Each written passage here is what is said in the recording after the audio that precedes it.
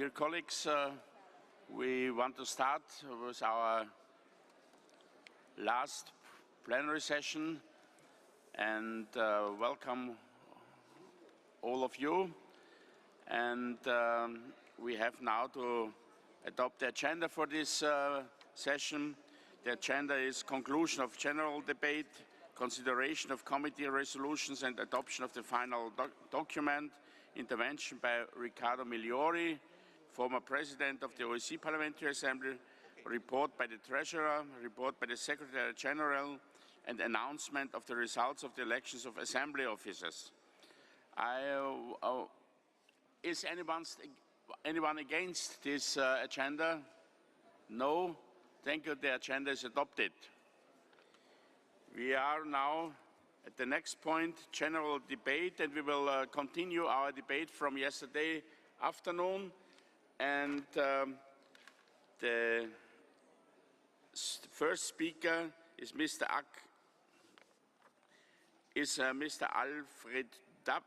Alfred Dubs, Lord Dubs, from United Kingdom, followed by Margaret Keener-Nellen from Switzerland.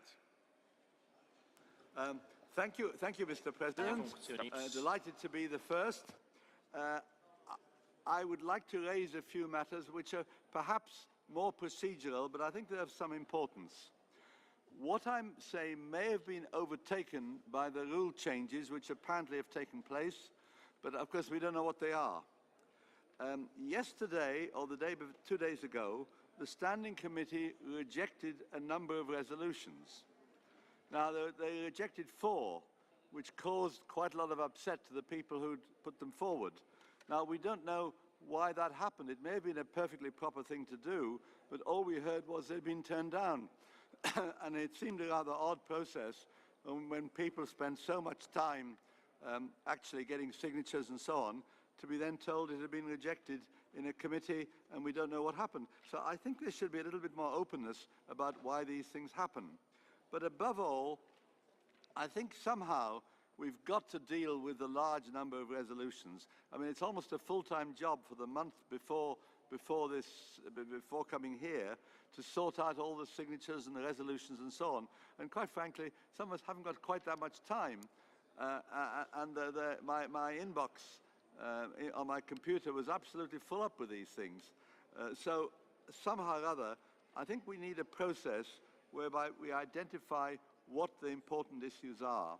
And I would much prefer if we had a system of priorities and dealt with the important issues rather than had a very brief debate on everything under the sun. In the committee, where we had amendments, the process, because of the pressure of time, was 1 minute for the mover and 1 minute for one person in opposition. Now, for many of these amendments, that was fine, but for some, that was a quite inadequate process, because what it meant was that people who had important criticisms of the amendment were hardly able or had no chance at all of saying anything. And I know that our colleagues from Kazakhstan were very unhappy about something that I said. Now, I'm prepared to defend what I said, but they were not able to challenge what I said, and I think they should have had the right to do that. It put them in a very difficult position, and somehow or other, I'm not criticizing the chair, who did a very good job, but somehow or other, we've got to find a way where there are sensitive issues and where they're critical, that they do not go unchallenged. And I think it was very unfair on the Kazakhstan colleagues that they couldn't challenge this, even though I disagree with them. And I stick by what I said. Now, and my last point is a different one. It's not very original, but is there some way we can look again at the amount of paper? I look at the papers outside. Of course, if we didn't have documents, we couldn't. There'd be criticism that we don't know what's going on. But the amount of paper that there is, I think of the poor old planet and the rainforests. And I wonder whether we couldn't see whether, for those of us that have iPads and things, whether there isn't a way of going a little bit in the paperless direction. Not saying it will work for everybody, but certainly in one of our committees in Parliament in which I serve, we've gone entirely paperless, and everything's on the iPad. and that makes life a lot easier and a lot better. So I'm just wondering whether we could think of that. And my last point is about all the literature for elections. Now, I've taken part and helped in lots of parliamentary and local elections in Britain. I've never seen anything where there's so many bits of paper going about as there are here. Of course it's democracy, of course it's right. Could I make one suggestion to the powers that be? Why don't we get all the candidates to submit something, same length? Why don't we publish one little booklet with all their background for each post that they want to be elected for, in order that we make it much simpler and we don't have to have people going around with all these bits of paper all the time. Perfectly entitled to do it, but they do it. I hope we can make that change. Thank you. Thank you. Frau Kiener, Sie haben nun das Wort und die nächste Kollegin ist Frau Utter-Zapf von Deutschland. Sehr geehrter Herr Präsident, chers et chers collègues, je me réfère à la résolution de la Commission 3. Après plusieurs heures de délibération, la Commission est parvenue à une résolution équilibrée. J'ai d'ailleurs eu l'honneur de participer pour la première fois à ces travaux dont j'ai particulièrement apprécié la qualité. Toutefois, et je me permets d'insister sur ce point, il nous appartient à nous, parlementaires, de faire en sorte que ces résolutions soient considérées dans nos parlements et gouvernements nationaux. Pour ce faire, il est indispensable que notre droit à la libre expression ne puisse être remis en question. En me référant plus particulièrement au point 13 de la résolution, je tiens à insister sur la question de principe de la détention des prisonniers politiques, de leurs conditions de détention et du droit inaliénable pour tous à toutes les garanties de l'état de droit, qui est crucial si nous voulons faire respecter dans nos pays les décisions prises communément au plan international. Il est donc de notre devoir de nous contrôler mutuellement en ce qui concerne les prisonniers politiques. Des délégations internationales doivent pouvoir rendre visite à ceux-ci. J'appelle ici chacun et chacune d'entre nous à faciliter, si nécessaire, la visite de détenus politiques par les délégations internationales visées au point 13 de cette résolution. En ma qualité de membre du Comité des droits de l'homme pour parlementaires de l'Union interparlementaire, UIP, je me permets de rappeler ici qu'une demande adressée par l'Union interparlementaire, UIP, à la Turquie pour visiter les 9 parlementaires turcs en détention est encore pendante. J'espère vivement que les travaux de cette session que nous avons eu l'honneur de mener dans cette fascinante ville d'Istanbul permettront d'y remédier. J'en profite pour remercier nos hôtes turcs de leur formidable accueil ici à Istanbul. Et je vous remercie, chers et chers collègues, d'adopter la résolution de la Commission 3 et de votre attention. Dankeschön. Frau Utter-Zapf, Sie haben nun das Wort. And the next speaker after you is Mr. George Cerretelli from Georgia. Mr. President, dear colleagues, ist meine letzte Rede in diesem Parlament und ich bin seit 1998 Vollmitglied, vorher war ich Stellvertreterin, das heißt, ich habe die Arbeit dieser Versammlung von Anfang an verfolgen können. Und meine Hauptaufgabe innerhalb dieser Versammlung war als Vorsitzende der Working Group on Belarus.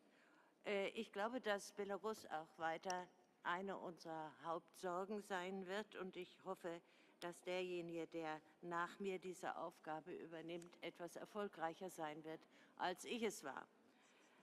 Ich glaube, liebe Kolleginnen und Kollegen, wir haben uns zwar sehr, sehr gelobt für unsere Arbeit hier, Aber wenn ich dann gucke, wie es in der Realität aussieht, glaube ich, dass die Einhaltung unserer eigenen Prinzipien von Helsinki in höchster Gefahr sind. Und deshalb ist Helsinki 40 Plus ein Anlass, die Prinzipien zu befestigen, zu erneuern und zu bestätigen. Das haben wir zwar in Astana schon mit der Astana Declaration getan, aber leider ist fehlt die Implementierung, und der Aktionsplan, der damals vorgelegt wurde, aber nicht beschlossen, war ja ein hervorragender Leitfaden, um unsere Prinzipien und unsere Aktionen zu verbessern. Ich hoffe, dass wir diesen Aktionsplan noch mal vornehmen und noch mal versuchen, ihn abzuarbeiten, soweit es geht. Auch sind wieder alte Probleme akut geworden. Ich nenne hier an dieser Stelle nur die Frage der konventionellen Abrüstung. Der KSE-Vertrag ist sozusagen, der hängt in der Luft. Und was wir dringend doch eigentlich brauchen, um Stabilität und Vertrauen hier in dieser Region zu haben, wäre natürlich, dass wir auch weiter Verifikation haben und dass wir weiter uns an die Prinzipien dieses Vertrages halten. Dabei ist es zu bemerken, dass es schon ein Land gibt, das die festgelegten Obergrenzen bereits wieder überschreitet. Das heißt, es ist eine akute Gefahr, dass es hier in diesem Gebiet, das wirklich einen großen Erfolg gehabt hat durch diesen Vertrag, dass das wieder alles zurückgedreht wird. Open Skies wurde auch schon erwähnt von den Kollegen und Kolleginnen. Ich denke, auch das ist ein ganz wichtiger Punkt. Liebe Kolleginnen und Kollegen, ich freue mich, dass wir das neu geschaffene Instrument in der UN, die Open-Ended Working Group für Fragen der nuklearen Abrüstung, in unsere Resolution mit einbezogen haben. Für uns alle, glaube ich, ist die Perspektive einer Welt ohne Nuklearwaffen ein erstrebenswertes Ziel, so schwierig es sein wird. Die Welt um uns herum, liebe Kolleginnen und Kollegen, ist instabiler geworden. Das haben wir nicht nur anhand von Syrien diskutieren können, sondern wir haben auch vor Augen, was gerade eben in Ägypten passiert. Und ich will auch noch mal ganz herzlich den Türken danken dafür, dass sie diese Ausstellung über Syrien gemacht haben und natürlich ganz besonders für den warmen Empfang und die gute Betreuung, die wir hier bekommen haben. Ich glaube, wir haben mit Recht lange Zeit darüber diskutiert, dass wir mehr tun müssen für die Flüchtlinge. Da geht es natürlich in erster Linie um die Flüchtlinge aus Syrien. Und es geht um die Länder, in die sie geflohen sind. Insbesondere Jordanien ist einfach total überlastet mit diesen Flüchtlingen. Und wenn dann etwas innerhalb dieses Landes passiert, weil es so großherzig war, die Flüchtlinge aufzunehmen, glaube, das können wir nicht verantworten. Das wäre, denke ich, unserer nicht würdig. Und deshalb unterstreiche ich alles, was von Leuten gesagt worden ist, die gesagt haben, Europa muss mehr Flüchtlinge aufnehmen. Und da appelliere ich genauso an mein eigenes Land. Wir haben uns also mühsam entschieden, 5.000 Flüchtlinge aufzunehmen. Aber das ist bei weitem nicht genug und es dauert viel zu lange. Wir müssen sowohl vor Ort helfen, als auch die Flüchtlinge aufnehmen. Liebe Kolleginnen und Kollegen, wenn wir das alles ernst nehmen, was wir hier beschlossen haben, dann wird es Fortschritte geben. Ich hoffe, dass wir dies wirklich tun. Und herzlichen Dank an alle für die gute Zusammenarbeit. Liebe Frau Zapf, darf ich Ihnen auch im Namen der Versammlung herzlich danken für Ihre aktive und für Ihr engagiertes Mitwirken.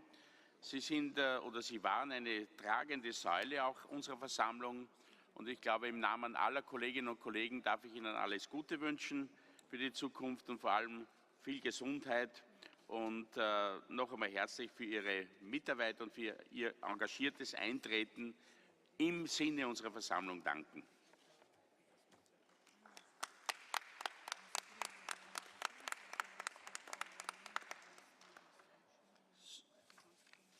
Now I ask Mr. George Tsereteli of his words, and followed by Mr. Akhtar Chaudhry from Norway.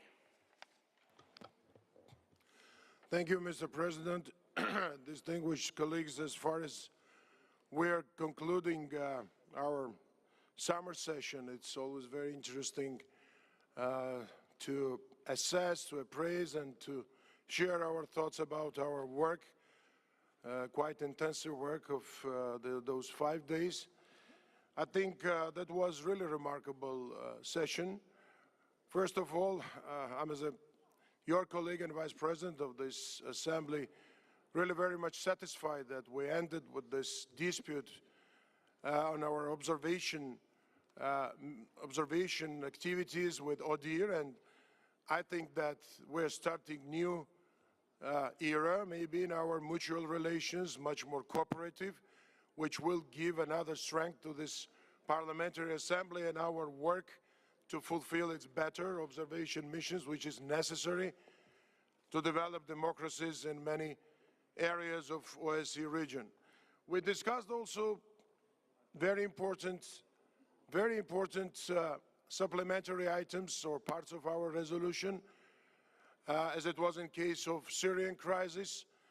And we all know that very decisive steps should be taken in this regard, because every day of any protracted conflict of this scale is a new casualties, is a new tragedies, is a new victims and new humanitarian crisis. So the Assembly discussed it actively. I think every government or every responsible person should take into consideration the ideas which were deliberated during this session.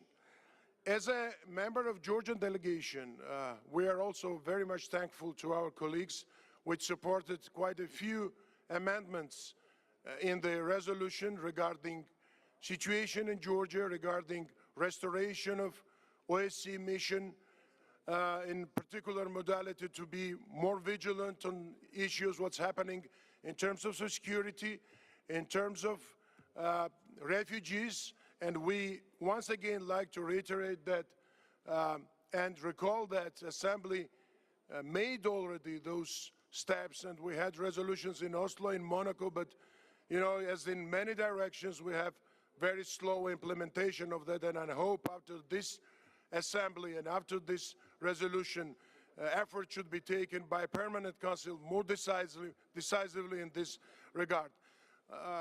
Despite of fact that everybody's criticizing situation and urging Russian Federation to fulfill its obligation, there's a very recent events with borderization when fences were artificially moved from this occupational line, so-called, inside of Georgia, which is a severe violation, and I think it should be properly addressed. And finally, elections are going on, and I'm absolutely confident that we will elect very nice people, very capable. We had them, and we really appreciate work with them who are leaving us as colleagues in our Assembly.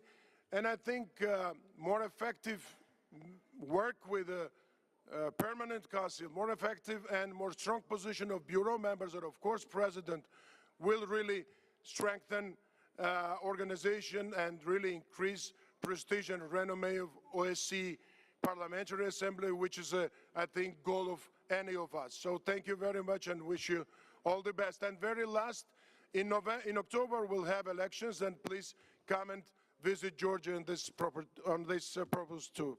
Thank you. Danke, George, für deine Worte.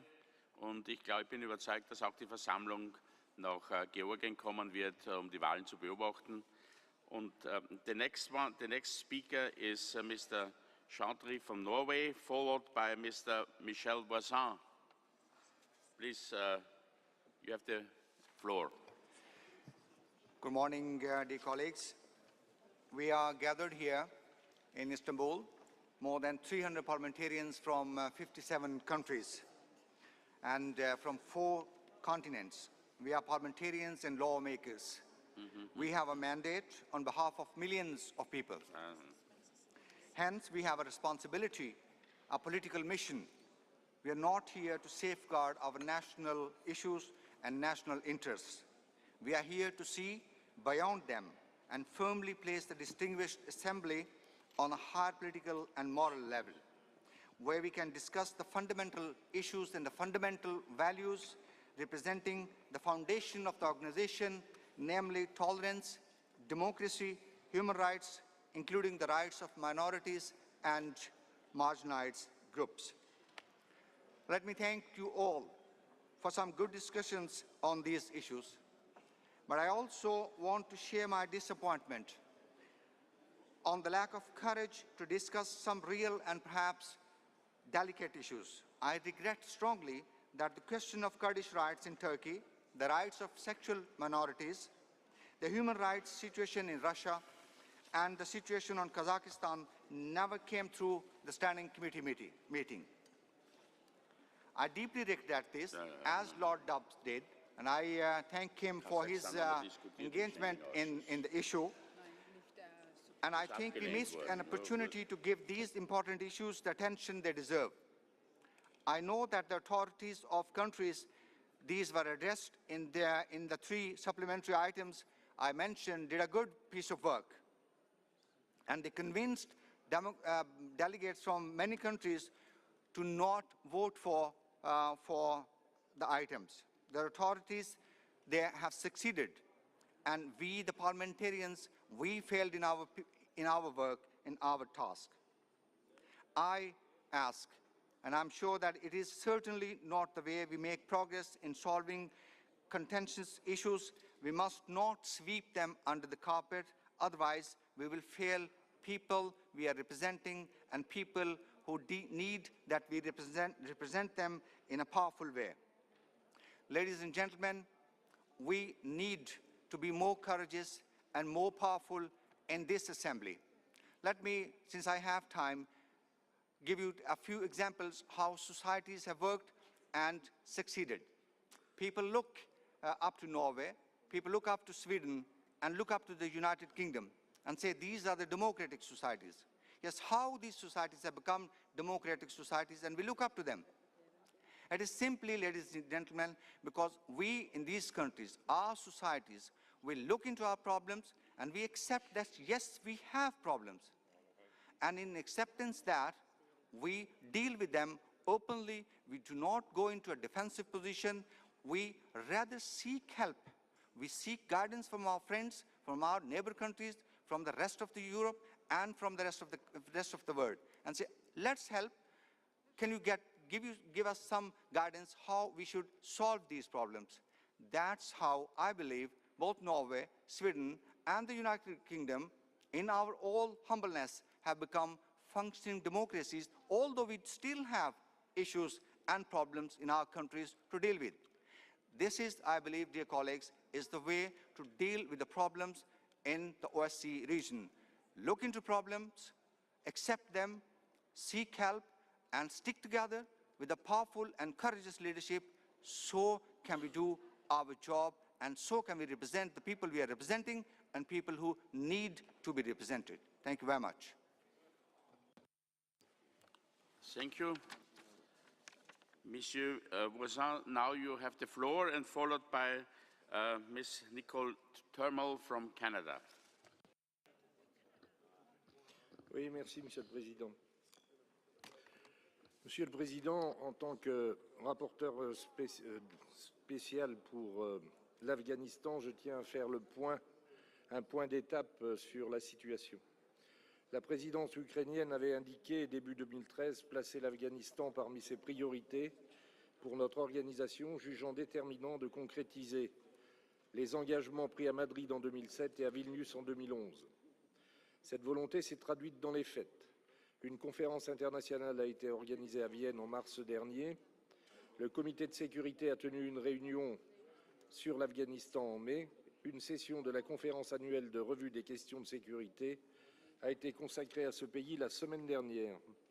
Je me félicite donc de l'action concertée de la présidence et du secrétaire général pour redonner du souffle à l'engagement de l'OSCE avec l'Afghanistan à un moment où prédomine un sentiment d'incertitude pour l'avenir. La situation en Afghanistan aujourd'hui est à la fois imprévisible et cruciale. Sur le plan sécuritaire, la saison des combats 2013 est d'ores et déjà particulièrement meurtrière. Depuis avril, se sont produites toute une série d'attaques très violentes contre des symboles du gouvernement afghan et de la présence internationale à Kaboul comme dans les provinces réputées plus calmes. Elle nous donne à voir une insurrection déterminée à saper la crédibilité du gouvernement afghan à un an des élections. Elle montre aussi les lacunes persistantes des forces de sécurité afghanes. Cette situation fait courir le risque d'une perte de confiance des FAS à un moment crucial pour l'avenir de l'Afghanistan et partant de la région tout entière.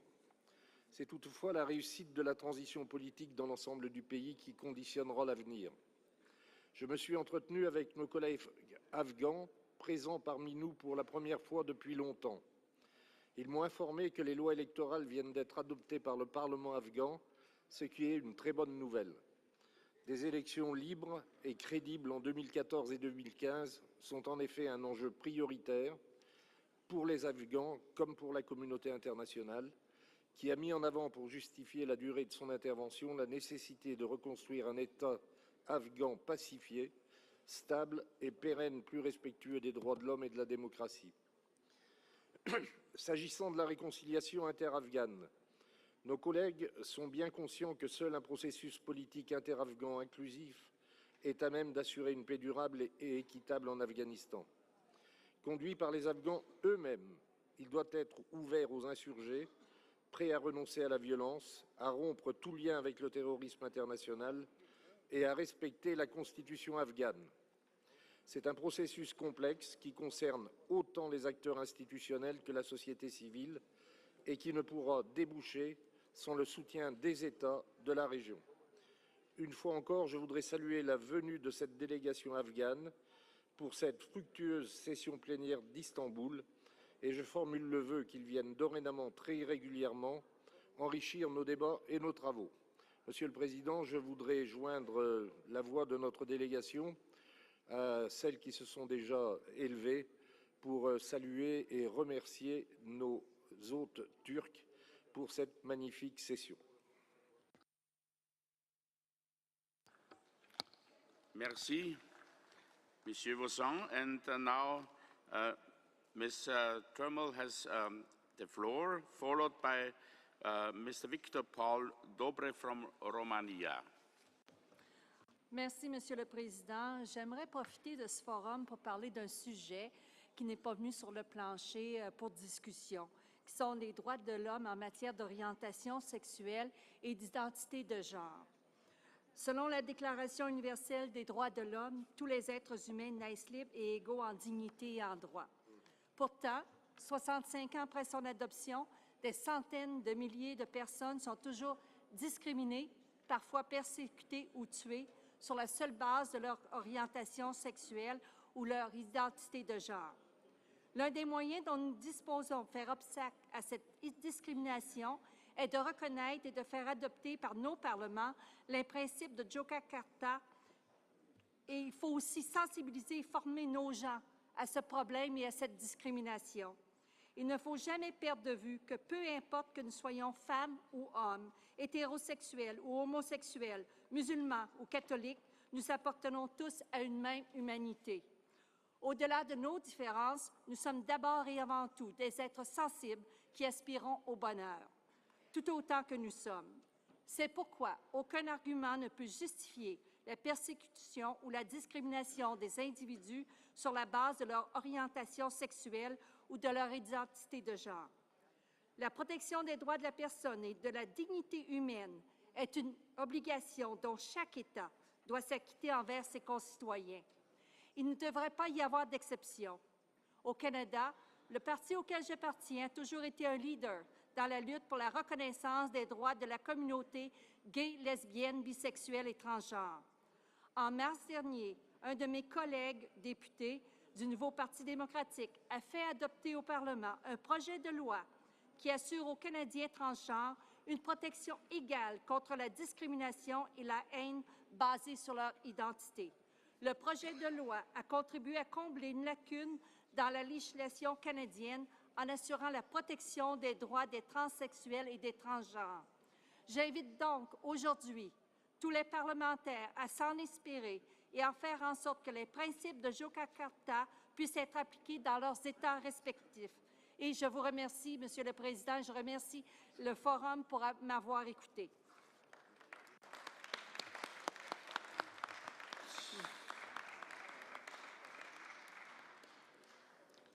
Thank you.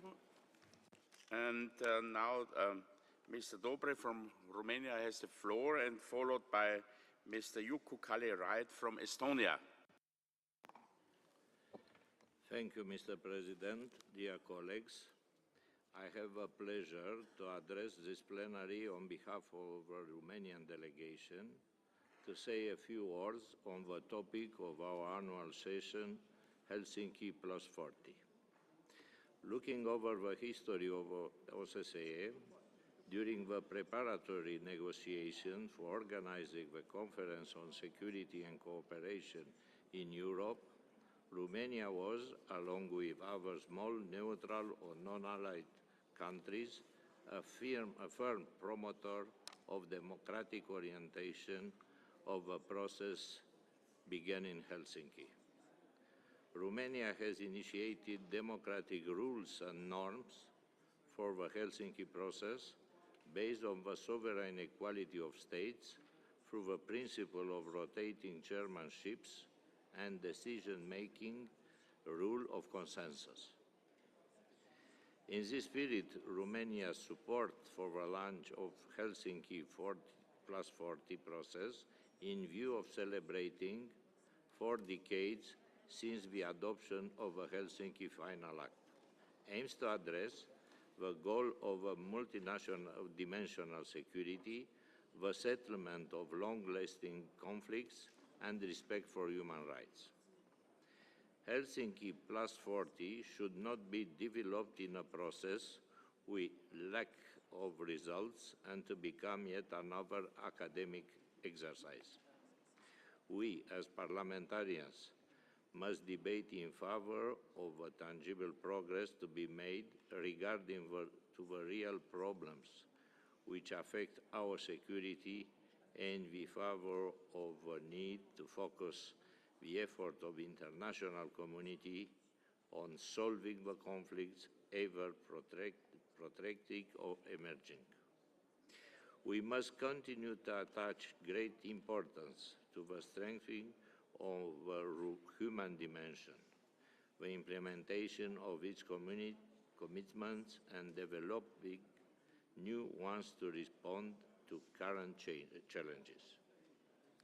Dear colleagues, please allow me to draw to your attention the fact that the Romanian Ministry of Foreign Affairs and the Romanian Parliament are discussing the possibility of establishing a permanent institutional structure of OSCE in Bucharest in the Palace of Parliament. This project, that includes Bucharest on the OSCE map of activity referring to transnational security threats, will facilitate, at least at regional level, the cooperation between the governmental and the parliamentary dimension of the OSCE. Romanian Ministry of Foreign Affairs, together with the Romanian Parliament, will organize in 2030 and 2013 and 2014, several events under the OSCE auspices, following that in 2015, when marking the 40th anniversary of the Helsinki Final Act, will create the framework of establishing a permanent institutional structure of OSCE in Romania. Conference on Mediation in the OSCE area is the first event as part of this project and will take place in Bucharest on July 15th and 16th this month.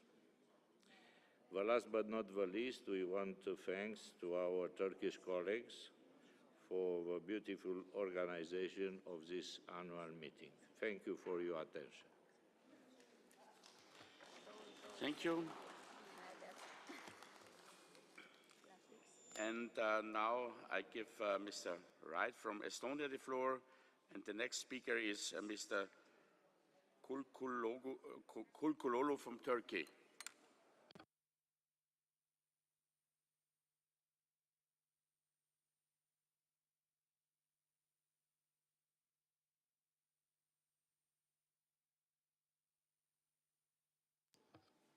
Mr. Wright, is he present? No?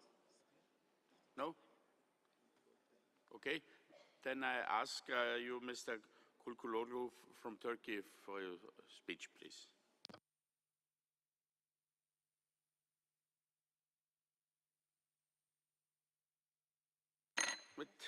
So I'm asking Mr. Yves Posso-di-Borgo from France, please. You have the floor. Okay.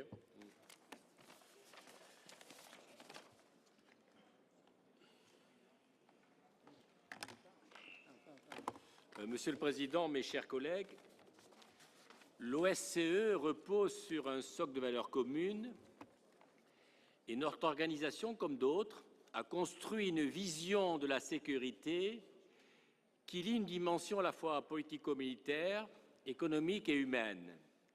Ces valeurs ont été constamment réaffirmées depuis l'adoption de l'acte final d'Helsinki en 1975. Elles doivent, de la même manière, inspirer le processus Helsinki plus 40 que la présidence irlandaise a proposé. Il revient à notre Assemblée parlementaire de porter les valeurs de l'OSCE et de contribuer à la réalisation de cette communauté de sécurité. Déjà, les missions de terrain de l'OSCE, notamment les missions d'observation électorale, permettent de faire prévaloir le dialogue au quotidien avec les missions du Conseil de l'Europe. Mais les conclusions de l'OSCE doivent être objectives et indépendantes de toute influence géostratégique d'un pays ou d'un autre, ce qui n'a pas toujours été le cas. L'adoption par les Nations Unies du traité sur le commerce des armes est un progrès incontestable qui doit nous satisfaire. Mais l'OSCE doit être assez habile pour demander à ce que soient reprises les discussions sur le renforcement et la modernisation du régime de maîtrise des armements conventionnels en Europe. La sécurité européenne est une impérieuse nécessité. Elle passe par la résolution des conflits prolongés qui menacent l'équilibre de notre espace commun. Nous ne pouvons accepter que de tels conflits perdurent dans un espace qui s'est construit sur les valeurs d'une sécurité commune. Il nous faut bien sûr réagir résolument contre le trafic de stupéfiants, le terrorisme, le cyberterrorisme et la traite des êtres humains, mais aussi réfléchir à une défense hors Europe ou hors membre de l'OCDE. L'OTAN est un pilier essentiel de la sécurité européenne, de l'Union européenne. Mais la défense européenne doit commencer à se prendre en charge. Les Américains ne financeront pas en permanence. Il l'a dit lui-même, le président Obama l'a dit lui-même. Je souhaite que le Conseil européen de l'Union européenne, qui aura lieu en décembre, prenne des orientations efficaces dans ce sens. Mais je crois aussi que c'est au rôle de l'OSCE à intégrer une réflexion commune avec la Russie sur la défense du continent européen. Sur la Syrie, nous avons eu un long débat, mais en mai dernier, la conférence qui se tiendra à Genève est une petite éclaircie dans ce tableau bien sombre. Il n'existe pas jusqu'à présent, on l'a bien vu dans le débat d'hier, de consensus dans la communauté internationale sur l'avenir de la Syrie. La situation est très complexe, nous l'avons vu.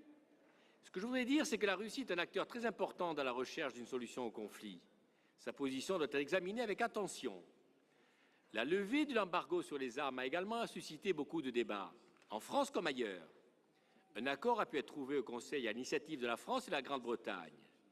Les États membres ont aussi, à juste titre, souhaitait donner la priorité au processus diplomatique de Genève en s'abstenant de livrer des armes à ce stade.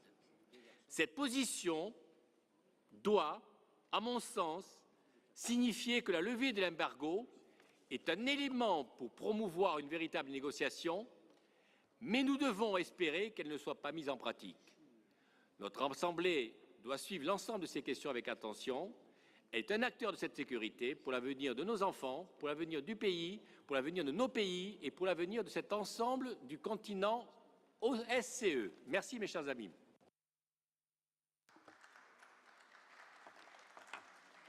Thank you. Dear colleagues, I will remind you that the polling station outside is open till 11 a.m. Please, I'm asking you if you haven't done it, to vote for presidents and vice presidents outside. I only want to remind you. Thank you. And I call now Mr. Georgos Varimenos from Greece, and followed by Mrs. Bilhun Tamaluglu from Turkey. Please. Mr. Chairman, first I want to thank the Turkish colleagues for the hospitality.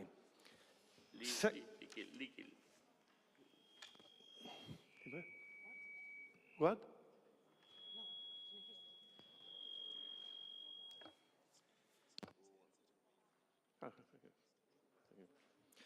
Second, allow me to say a couple of words about the ongoing economic and financial crisis and the austerity driving spending cuts taken as a remedy for this crisis, while this remedy is worse than the illness, can be destabilizing societies, even deadly.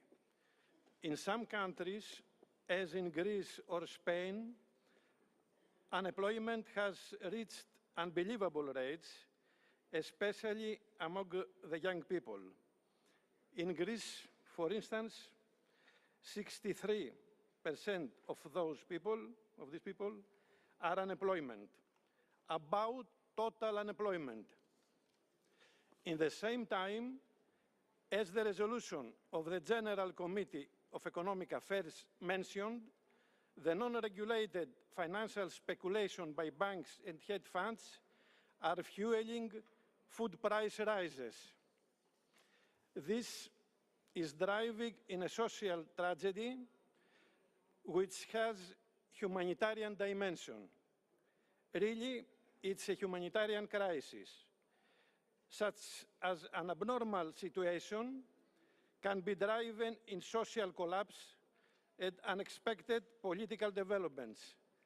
It fuels the phenomenon of fascism and racism, remembering to us some aspects from Weimar democracy in Germany between the two world wars. In my opinion, nobody must be unsuspicious about this. It's time something to be done before it's too late. There is no crisis of some nations. It's a European one with worldwide extensions. And the answer must be common. Otherwise, the negative effects will be also common. Be sure about this. Thank you for listening.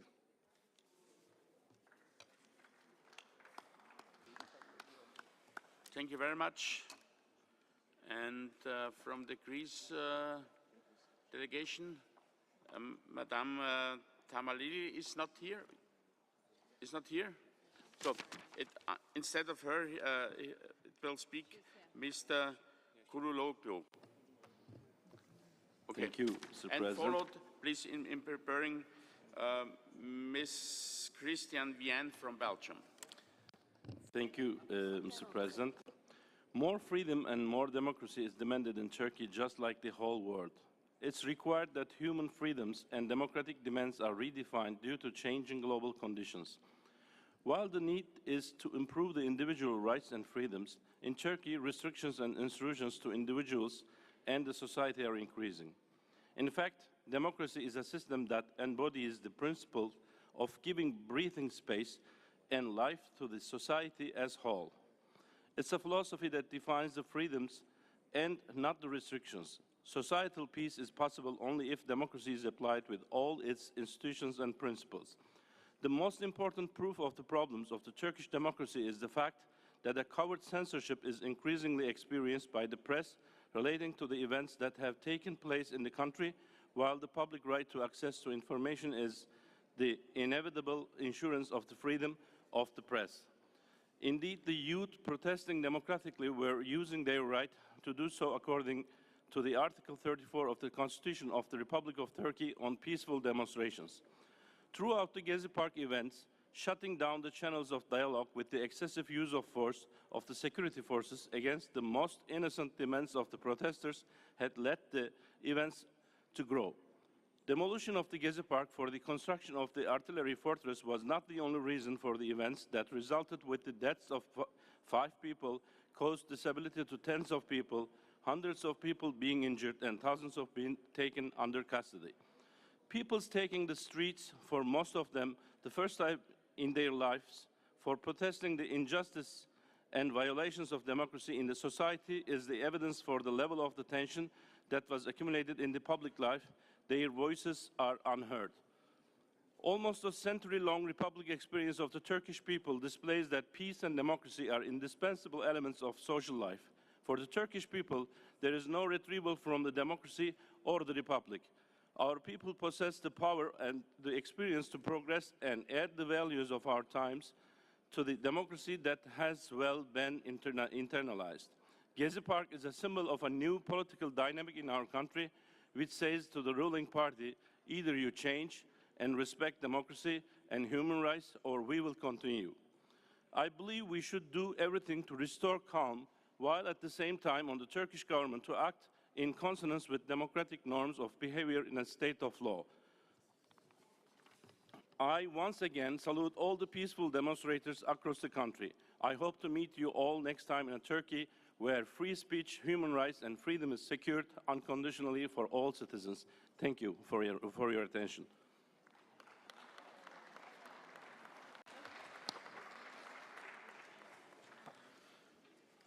Thank you very much for your clear words. And now I'm calling Madame Vienne, followed by Madame Rosa Aknasarova from Kyrgyzstan. Merci, Monsieur le Président, et j'aimerais d'entrée de jeu remercier nos collègues turcs pour la qualité de leur accueil et les excellentes conditions de travail qui ont été les nôtres ici à Istanbul. Remercier aussi Madame Frey des efforts qu'elle réalise pour mettre en avant lors de chacune de nos rencontres l'égalité entre les hommes et les femmes. Et à cet égard, je vais me permettre de proposer quelques suggestions. Simplement souligner peut-être d'entrée de jeu, comme nos collègues norvégiens tout à l'heure, qu'une démocratie avancée, c'est une démocratie, c'est une société qui met sur un pied d'égalité les hommes et les femmes, parce que la femme est un homme comme les autres. Et pour ce faire, je pense que l'OSCE peut jouer un rôle important dans l'ensemble de nos pays. Et donc, je me permets de suggérer que cette question de l'égalité homme-femme devienne une question transversale. Cela veut dire qu'elle soit examinée à travers tout notre travail, qu'elle ne fasse pas seulement l'objet d'un débat ou d'un déjeuner de temps en temps. Et donc, cela signifie qu'à chaque fois que nous déposons une résolution, que nous prenions le temps de la réflexion, le temps d'examiner quel est l'impact de ce que nous proposons sur les femmes. Et donc, cela permettrait d'introduire totalement la réflexion à tous les étages de notre organisation. Je me permets aussi de suggérer que, parallèlement à un déjeuner femmes, bien agréable par ailleurs, mais que soit organisé lors d'une session sur 2, un débat autour des progrès réalisés en la matière de nos différents pays parce que je pense que l'on pointe souvent ce qui ne va pas, mais il y a aussi des progrès qui sont réalisés en la matière.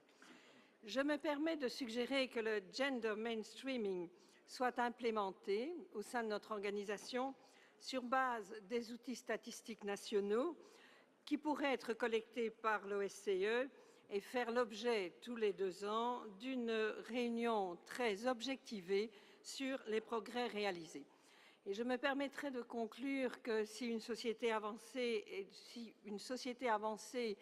et une démocratie est une société qui prône et qui vit l'égalité entre les hommes et les femmes, c'est aussi une société qui donne à chacun sa place dans le respect de ce qu'il est. Et je tiens ici à souligner avec beaucoup de conviction les propos qu'a tenus tout à l'heure ma collègue Nicole du Canada et également la proposition de résolution qui n'a pas été retenue de ma collègue Maria Arena, mais nous reviendrons sur ce sujet et nous espérons qu'une prochaine fois, nous pourrons réellement travailler la matière de la liberté des choix pour chacun. Merci.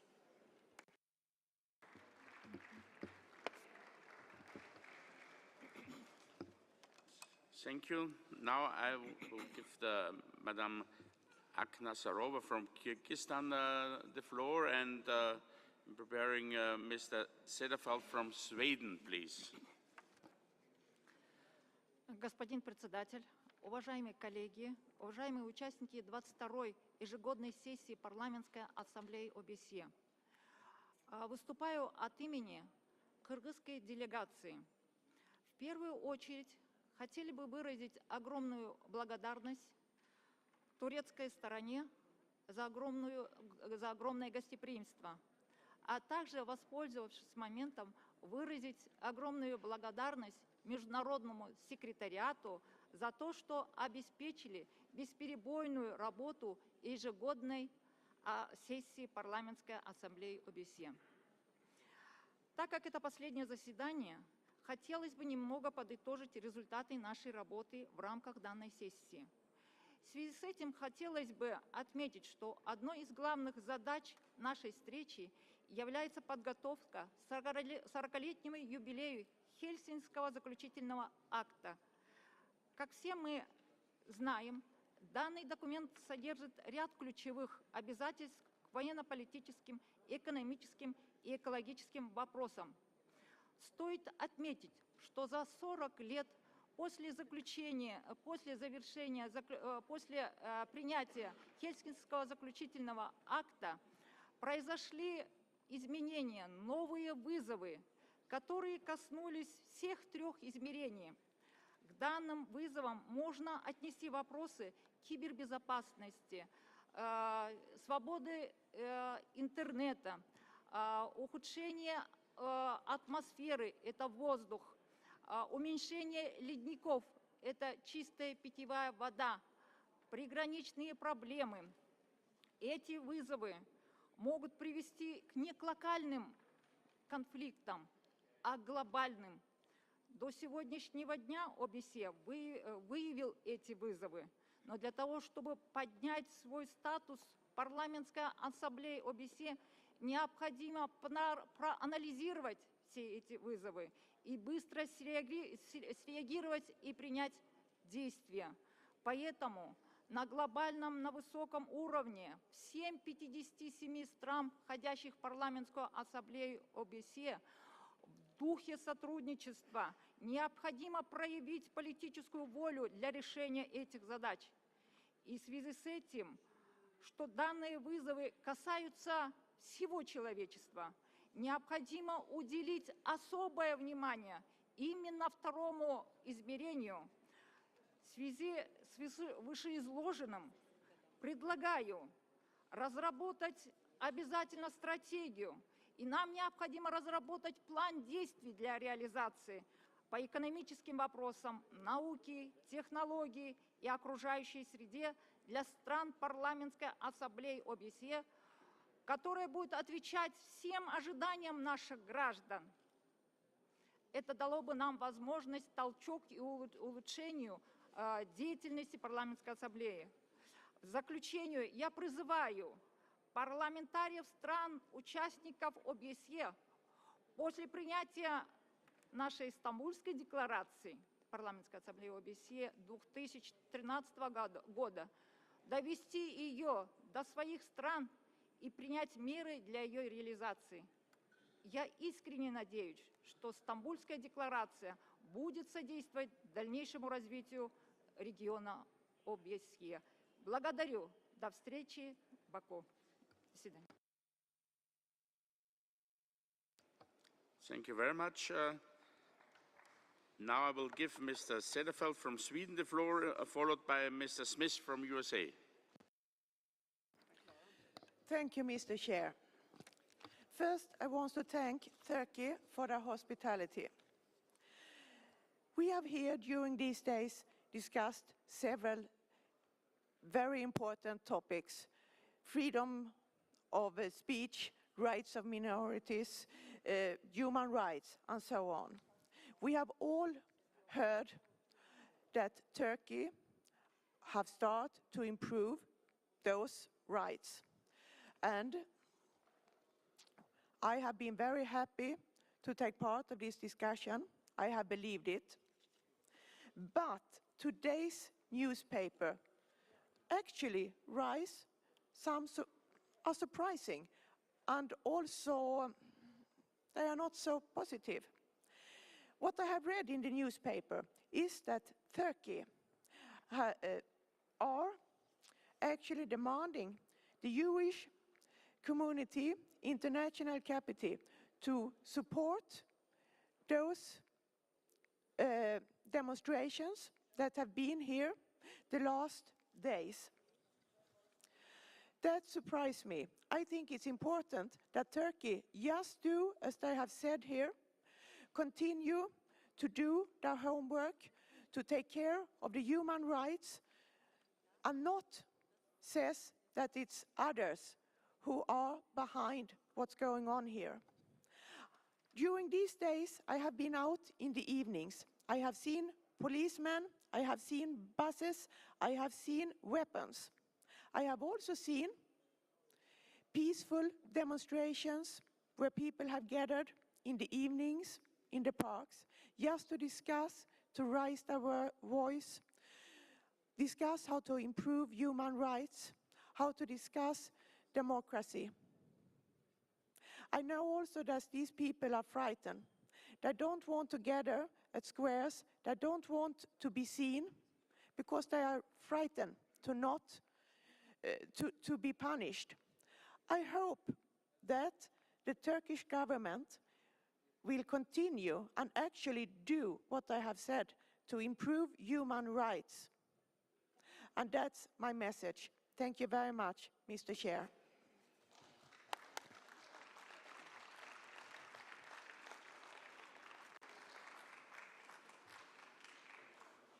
Thank you, Ms. Sederfeld, and please excuse that I have announced Mr. Sederfeld. It's my fault. Excuse me, please. So, but now, Mr. Smith from USA, please. Thank you very much, Mr. President. First of all, let me thank you, President Grosek, for the superb job that you have done for our Parliamentary Assembly. The U.S. delegation, I know joined by delegations throughout this auditorium, are very grateful for your leadership, grateful for your fairness and your effectiveness. So thank you so very much for that leadership. I also want to thank our Turkish hosts for their incomparable hospitality. This has been a great Parliamentary Assembly, and no small order to them. I am particularly grateful for inclusion in the Istanbul Declaration, or at least in the draft, for including an encouragement to all states to adopt best practices on combating human trafficking. As you know, I am the special rep for human trafficking, and this serious provision found on page 20 lays out highly effective, very inexpensive means by which women, while they're being transported, can be helped and assisted by doing flight training for the flight attendants and for many, many others. Also, thank you for including Senator Roger Wicker's excellent resolution on intercountry adoption, which is found on page 25. But I do want to express our delegation's profound disappointment that the draft resolution found on page 31 calls for the enlargement of the partnership with non-member Mediterranean states to include the Palestinian National Authority.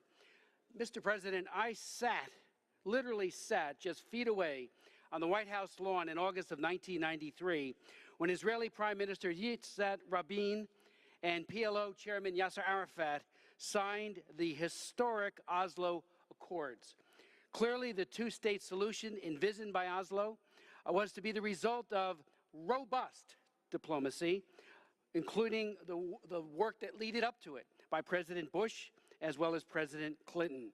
Everyone understood that the establishment of the Palestinian state and recognition of Israel's uncontested right to borders, secure borders, would be part of the negotiation. It would be a difficult negotiation, might take years, even decades, but it would be a negotiation between the two sides. Promoting premature recognition of the PNA as a state, a present-day fiction, it's simply not true, and it has no basis in fact, has the potential of doing irreparable harm to the peace process. I would remind my colleagues, as we meet here today, over the last several weeks, our Secretary of State, Kerry, has been trying to get the parties back together again, and a premature resolution like this has the unwitting possibility of undermining those negotiations. And I would also point out that all relevant OSCE and OSCE Parliamentary Assembly rules of procedure absolutely preclude inclusion of a non-state. And again, the PNA is not a state. In 2011, when President of this Assembly, Petros Ethimiou, traveled to the West Bank and met with the Deputy Prime Minister and Foreign Minister of the Palestinian Authority, the Palestinian side did not even raise this as an issue of importance to them. In 8 years, despite numerous changes in the Palestinian leadership, including breaks and reunification between factions in the West Bank and Hamas-backed Gaza, there has not been one renewed letter calling for observer status at the OSCE. It's not a priority for them, nor should it be a priority for us. The priorities are peace and a two-state solution. And any labels we or other international organizations stick on the PNA prematurely only serve to give false hope to the Palestinian people and a rush to a process to statehood that we all agree has been stalled too long. Sadly, they will think that they are their own state when, again, they are not. It ought to be part of a negotiation. I thank the chair. Thank you very much, Mr. Smith. And we have two speakers now. The next is Mr. Tsarubinsky from Ukraine, and the last is our friend Emin Omen from Turkey. Will be the last speaker to this topic. Спасибо. Уважаемый господин председатель, уважаемые коллеги, так произошло, что на протяжении 15 лет я работал в составе парламентских ассамблей различных международных организаций. В ОБСЕ, в парламентской ассамблее, на этой сессии я впервые. И имею, наверное, моральное право констатировать очень доброжелательную и конструктивную атмосферу, которая тут господствует, по сравнению в том числе с другими международными организациями. Это очень хорошо. Во-вторых, я хотел бы поблагодарить руководство парламентской ассамблеи, своих достопочтенных коллег за принятие фактически единогласное двух резолюций, которые были предложены украинской стороной. Как нам кажется, очень важных резолюций по поводу энергоэффективности и энергосбережения в регионе ОБСЕ и по поводу процесса приднестровского урегулирования. С другой стороны, хотелось бы поддержать лорда Дабса, который говорил, что, к сожалению, иногда нет реальной возможности аргументировать свое несогласие с чем-либо. Но прежде всего я хочу с некоторыми поправками. Сам формат не позволяет аргументировать в достаточной мере свою позицию. О чем речь? Уважаемые коллеги, всем известно, что в человеческом обществе всегда есть вопрос, связанный с гармонией или балансом между эмоциональным и рациональным, между эмоцио и рацио. Но вот в формулировках, которые используют авторитетные международные организации, как нам кажется, должно доминировать рацио, должны доминировать факты, а не эмоциональное восприятие чего-либо. И желательно, конечно же, чтобы этими фактами не манипулировали. О чем идет речь? В двух поправках, которые, к сожалению, я говорю откровенно, к сожалению, были приняты на заседании третьего комитета, фактически искажаются факты. Искажаются факты. Вот 145-я поправка, вернее 145-й пункт в резолюции третьего комитета касается Украины непосредственно. И в чем искажается факт? Приводится решение Европейского суда по правам человека, которое якобы свидетельствует, я цитирую, о политически мотивированном аресте предыдущего премьер-министра Украины. Подчеркиваю, о политически мотивированном аресте. Из чего исходили авторы этой поправки? Очевидно, из того, что это решение мало кто читал. А я его читал. Там нет не только фразы, там нет ни одного слова о политических мотивах этого ареста. Конечно же, искаженная диспозиция порождает неточные выводы. И тут речь идет в этом же пункте 145 об избирательном правосудии в Украине. Уважаемые коллеги, избирательное правосудие плохо в любой стране. Но не лучше избирательная критика, избирательный подход к критике различных государств. Поскольку мы прекрасно знаем, что в Европейском Союзе как минимум 10 стран осудили своих бывших премьер-министров или президентов, и все они, осужденные, говорили о том, что это политические преследования. Поэтому мне кажется, что плохо избирательное правосудие, но избирательная критика малоэффективна, и к тому же она деморализует объект этой критики. Хотелось бы, чтобы в работе нашей организации рациональное начало, даже несмотря на эмоции моих коллег, превалировало и доминировало. И тогда мы всегда сможем говорить исключительно о конструктивизме нашей организации. Спасибо.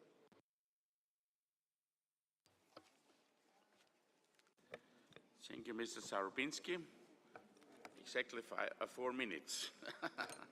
And the last speaker to this topic will be our friend Emin Unen. You have the floor, please. Evet, Sayın Başkan çok teşekkür ediyorum. Ben Gezi Parkı ile alakalı sözlerime başlamak istiyorum. Çünkü değerli milletvekillerinin bu konuda merak ettiklerini biliyorum. Gerçi biz birinci komitede bunu konuşmuştuk ama birinci komitede olmayan milletvekillerimiz için bazı şeyleri tekrarlamak istiyorum. İfade özgürlüğünün kullanılmasının bir yolu olan gösteriler, demokratik yaşamın vazgeçilmez bir parçasıdır. Ama asıl önemli olan, barışçıl gösteri temel bir demokratik haktır. Ancak meşru talepler kamu düzenine saygılı bir şekilde ve şiddete başvurulmaksızın dile getirilmelidir diye düşünüyorum. Gezi Parkı ile alakalı çok detaya girmeden size somut bir gelişme, somut bir örnek vermek istiyor ve başka konulara geçmek istiyorum. Gezi Parkı 2011 yılında kabul edilen bir projeydi ama bunun üzerinden çıkan bu olaylarla alakalı Sayın Başbakanımız bu konuyla ilgili referanduma gitme kararını aldı. Şimdi ben herkese soruyorum, demokratik ülkelerde demokratik yöntemlerden, referandumdan daha ileri bir yol var mı? Şimdi bu konu mahkemeye intikal etti. Mahkeme bu konunun lehine de karar verse, biz yine referanduma gideceğiz ve halka soracağız. Bence halkın karar verdiğinin önünde hiçbir şey duramaz. Halkın karar verdiğine hepimizin saygı duyması gerekir. Ben bu toplantının ev sahibi olmanın zorluğuyla birkaç şey söylemek istiyorum. Gerçekten yaklaşık 1 yıldır biz çok hummalı bir çalışma içindeyiz ve gerçekten bu konuda bize desteklerini esirgemeyen ve dün tekrardan Türkiye Büyük Millet Meclisi Başkanı seçilen Sayın Cemil Çiçek'e burada huzurlarınızda tekrardan teşekkür etmek istiyorum. Tabii bu konuda bize desteklerini sunan Dışişleri Bakanlığımızın değerli üyelerine ayrıca teşekkür etmek istiyorum. Onların da gerçekten çok büyük emekleri var. Ev sahibi olmak stresli bir şey.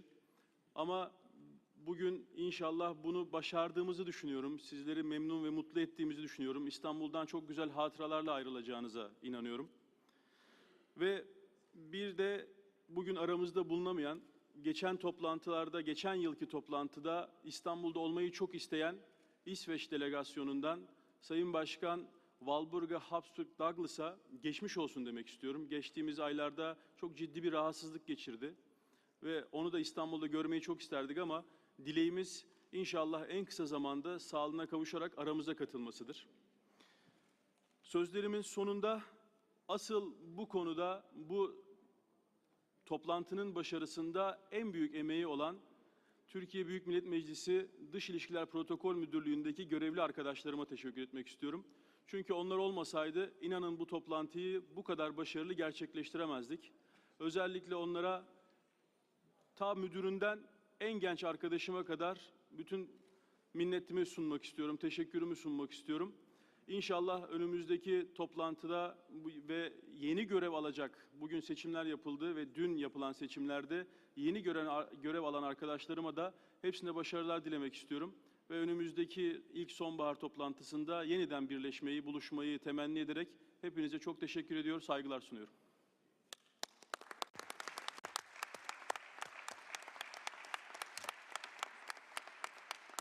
Thank you, Mr. Onem. And allow me to thank you at my final words at the end of this session. I will stress also the hospitality and the very, very, very well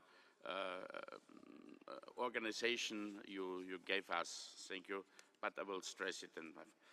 So, dear colleagues, before we are coming to the point 4 of our agenda, let me, in behalf of the OSCE Parliamentary Assembly, congratulate our Belarusian colleagues with their national holiday, the Independence Day that is celebrated today, on 3rd of July.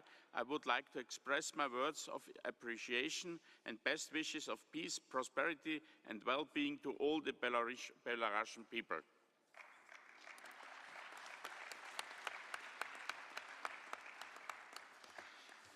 So now the general debate is closed and now we will go to the point 4 of our agenda, draft Istanbul Declaration and resolutions. We will now consider the draft declaration, which consists of the final resolutions from each of the 3 general committees, together with the supplementary items referred to the general committees, which were considered by the drafting committee yesterday. First of all, we will vote on the supplementary items that were sent to the committees. Then we will take the resolutions passed by each of the 3 general committees. In accordance with paragraph 3 of Rules 39, the drafting committee met and produced this draft declaration and draft resolutions of the Assembly, as well as the preamble. Lord Bonis chaired the drafting committee. There are some minor technical changes in the text before you, but there on a change of substance in anything the drafting committee has done on our behalf yesterday. Now we come to consider the supplementary items from the 3 general committees. We have already adopted in the plenary the items on enhancing trust, transparency and accountability with the OSCE institutions, trafficking victim watchfulness plans, trains, buses and hotels, the humanitarian crisis in Syria, inter-county adoptions and freedom of the media. Under paragraph 2 of Rules 39 of our Rules of Procedure, no further amendments can be proposed at this stage. So we will move straight to the next supplementary item. And this is the role of local and regional authorities in post-conflict rehabilitation scenarios. Page 29. Page 29.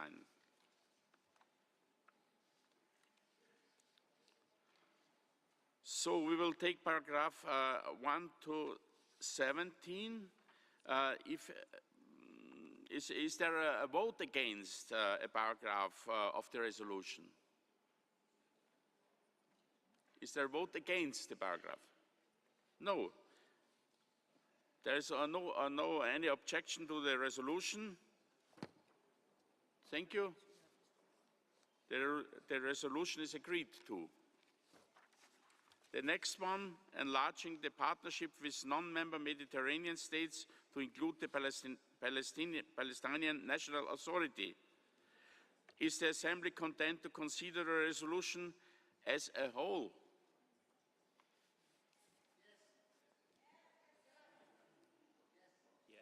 Yes? Was damals? Is any, please. Allow me only one speaker against and one speaker in favor, please. Grazie Presidente.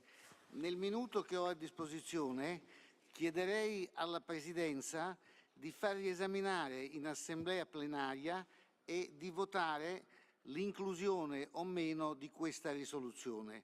Ciò per due ordini di motivi.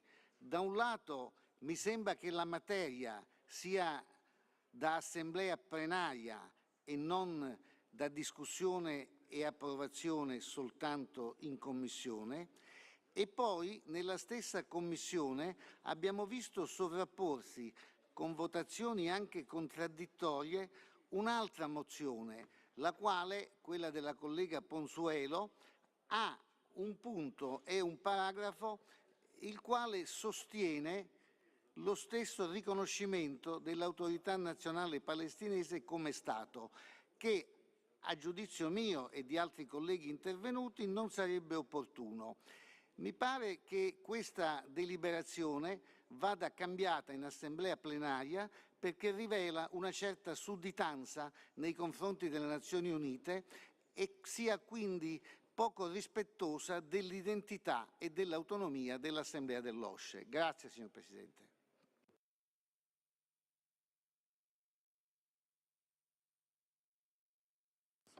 So thank you. And is somebody in favor? Wants somebody to speak in favor of this paragraph, of this resolution? No? Yes, please. Spain. Gracias, presidente. Creo que lo que no podemos volver es a reproducir los debates que hemos tenido en las comisiones sobre las propuestas de resolución. Ya hemos tenido estos debates. Allí previamente la permanente decidió qué asuntos iban al plenario y qué asuntos iban a las comisiones. Hemos tenido un debate con toda la profundidad que ha sido necesaria. Se han producido las votaciones y aquí tenemos el resultado de las mismas. Por lo tanto, si para un futuro hay cuestiones de mejorar en los procedimientos reglamentarios a la hora de debatir y de aprobar las resoluciones, tendremos que estudiarlo para próximas sesiones, pero en este caso yo creo que esto es lo que tenemos, estas son las propuestas y tenemos que limitarnos a ellas. Ya anteriormente se ha producido de nuevo alguna intervención de algún colega que puede ser muy estimable o no, pero que desde luego no sirve para reabrir los debates de nuevo en el plenario sobre lo que ya hemos tenido en la comisión. Gracias, presidente.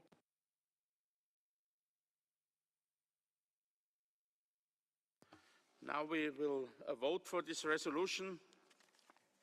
Please, who is in favor of this resolution?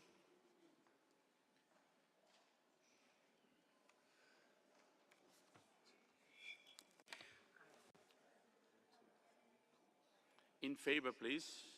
Please keep your cards up because we will count.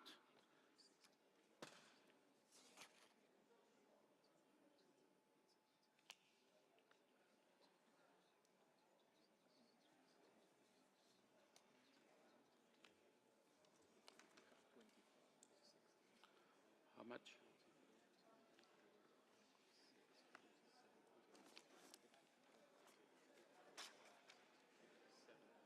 How much? 58.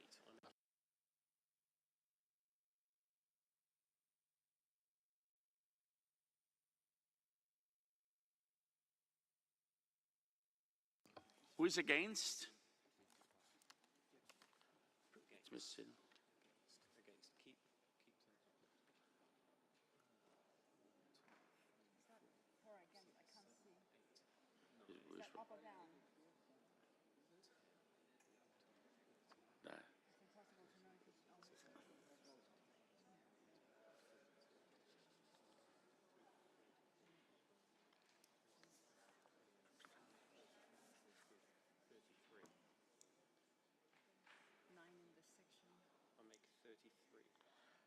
Abstentions? 1, 2, 3, 4, 5, 6, 7, 8, 10.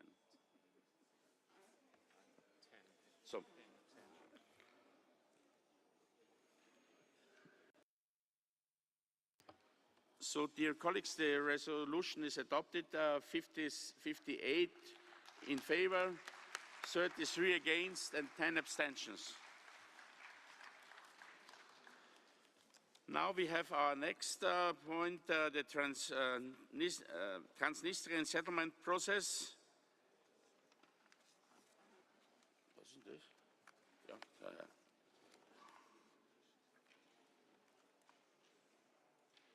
We will go to the vote.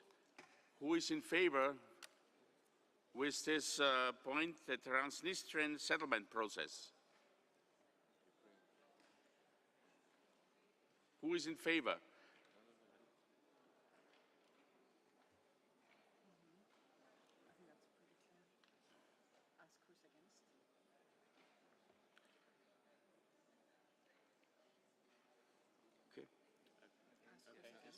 Okay. He's against? He's against? Abstentions? No. 3 abstentions. This point is adopted, this resolution. Dear colleagues, I remind you there are 5 minutes left to vote for president and vice presidents. 5 minutes. The next point is cybersecurity. Is the Assembly content to consider the resolution as a whole? Anyone against? No? So we will vote for this. Who is in favor of this resolution?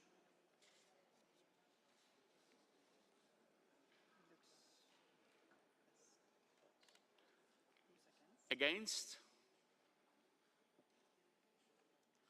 Abstentions?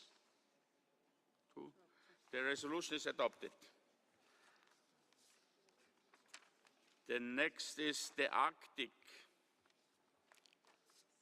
I think you consider when we take this resolution as whole. Is anyone against? No? So we will vote for this resolution. Who is in favor of this resolution?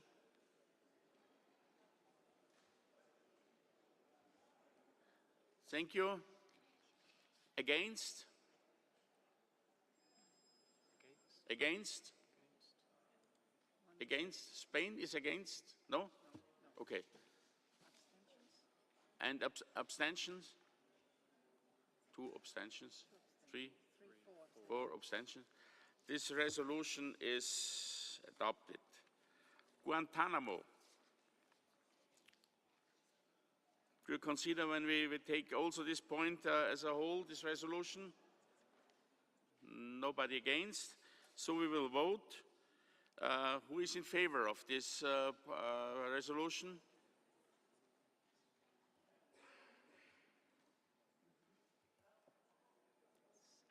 Who is against? Abstentions? The resolution is adopted. The next point, the situation in the Middle East and its effect on the OSCE area. Who is against this resolution? Who is in favor of this resolution?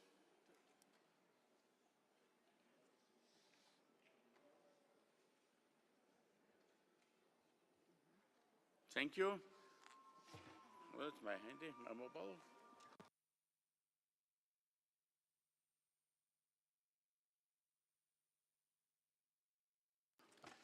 Who is against?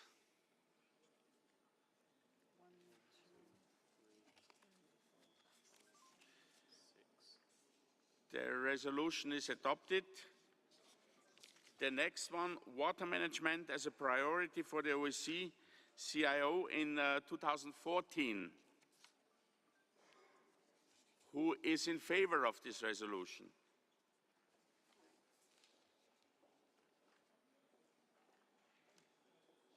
Thank you. Against? No one. One. Nobody?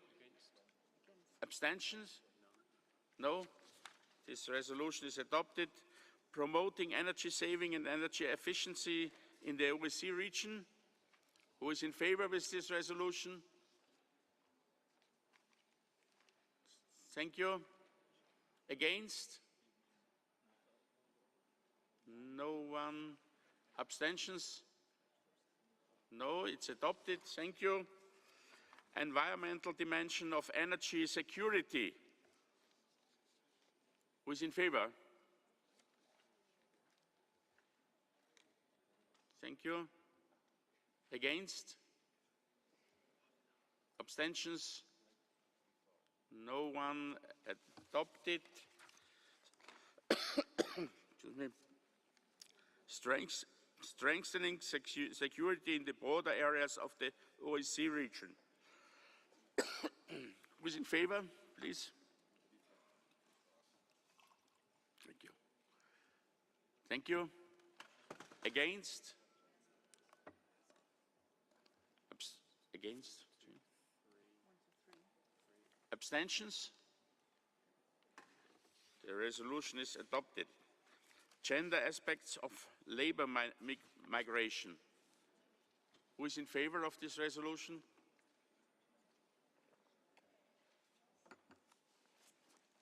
Thank you. Against? Anyone against? No. Abstentions? No. This resolution is adopted. Ensuring that children have the right to be protected from economic exploitation. Who is in favor of this resolution? Thank you. Against? Against?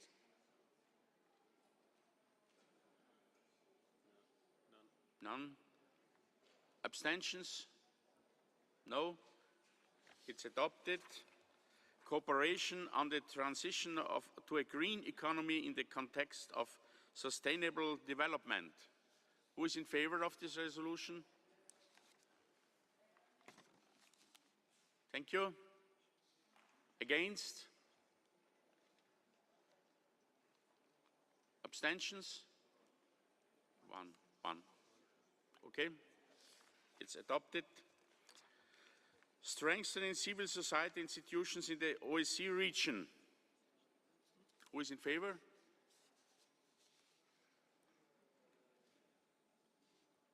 Thank you. Against? Abstentions? It's adopted. Thank you. Belarus. Please, you have the floor. Уважаемые коллеги, прежде всего искренне благодарим за поздравления с нашим национальным праздником. Думаю, что в целом все мы удовлетворены итогами работы ежегодной сессии нашей Ассамблеи. Несомненно, наш общий успех в огромной мере предопределили гостеприимство и прекрасная организация со стороны наших турецких хозяев. Наша делегация стремилась активно участвовать в работе Ассамблеи, внесла свою резолюцию, много поправок и предложений, провела целый ряд содержательных и полезных встреч. Конечно, вызывает сожаление, не раздражение, а именно сожаление факт принятия в Третьем комитете проекта резолюции по Беларуси, документа совершенно необъективного и политизированного, который никак не может служить целям развития диалога и сотрудничества. Мы уже говорили, что в последнее время у нас с европейскими институтами наметился устойчивый диалог по многим важным вопросам. Это касается в том числе проблематики выборов, верховенства закона и свободы СМИ, вопроса отмены смертной казни и другое. И нам действительно непонятно, что на этом фоне в нашей Ассамблее вдруг появляется откровенно предвзятая и контрпродуктивная резолюция, подрывающая основы нашего взаимопонимания. Она явно не направлена в будущее. Тем не менее, мы непоколебимы в своей искренней заинтересованности в укреплении взаимодействия со всеми структурами ОБСЕ, с вами, уважаемые коллеги, разумеется, на основе равноправия и взаимоуважения, не прибегая к двойным стандартам. Предлагаем данную резолюцию не принимать. Благодарю за внимание. Thank you.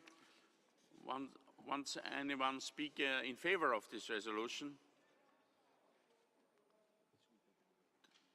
The rapporteur of this committee or the chair of the third committee? No? So we are going to vote. Who is in favor of this resolution? Please keep your delegate cards up. In favor.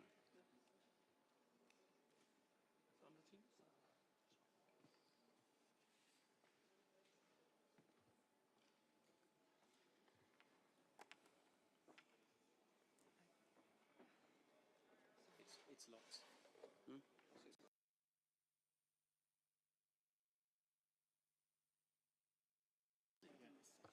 Who is against? 1, 2, 3, 4, 5, 6, 7, 8,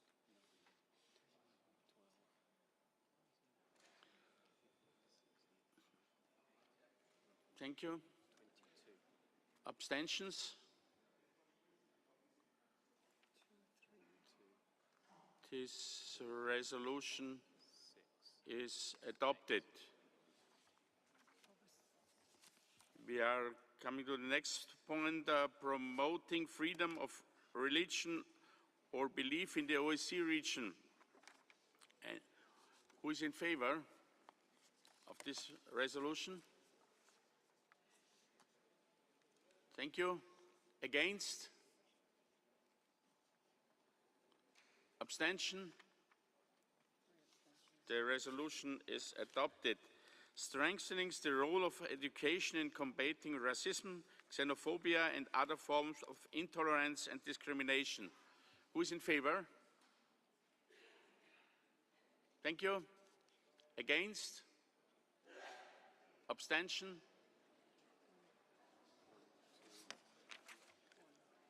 This resolution is adopted. We will now consider the draft resolution. If anyone wishes to object to a paragraph, only the following may speak. The draft resolution of Istanbul. We are now at the first committee. We will vote on the preamble and paragraphs 1 to 51 on the draft declaration. Does anyone want a separate vote of any of these paragraphs? No. So we will take paragraph 1 to 58 to vote about them. Are there any objections? No. These paragraphs are adopted. Thank you very much. Now we are coming to the declaration, the Istanbul Declaration from the second committee. Paragraph 42 to 98 on our declaration. Does anyone want a separate vote? No? So we will vote. Is there any objection? No? Thank you. Also, paragraph 52 to 98 is adopted.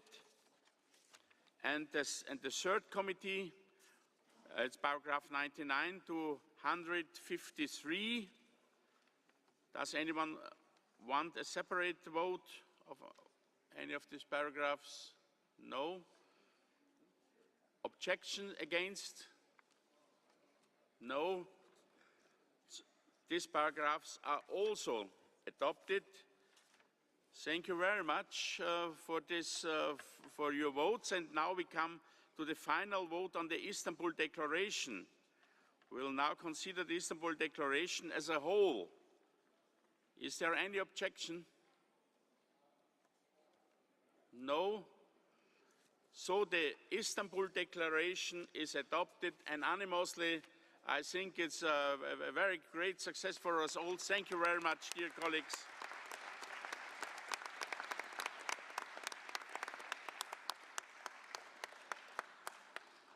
I think we all can be proud on our work we did the last days, and we are looking forward also for new aims and new challenges we have. Now we are at point 5, and I ask the former president of our assembly, Riccardo Migliori, of his words. Riccardo ist. Also sind wir schnell fertig.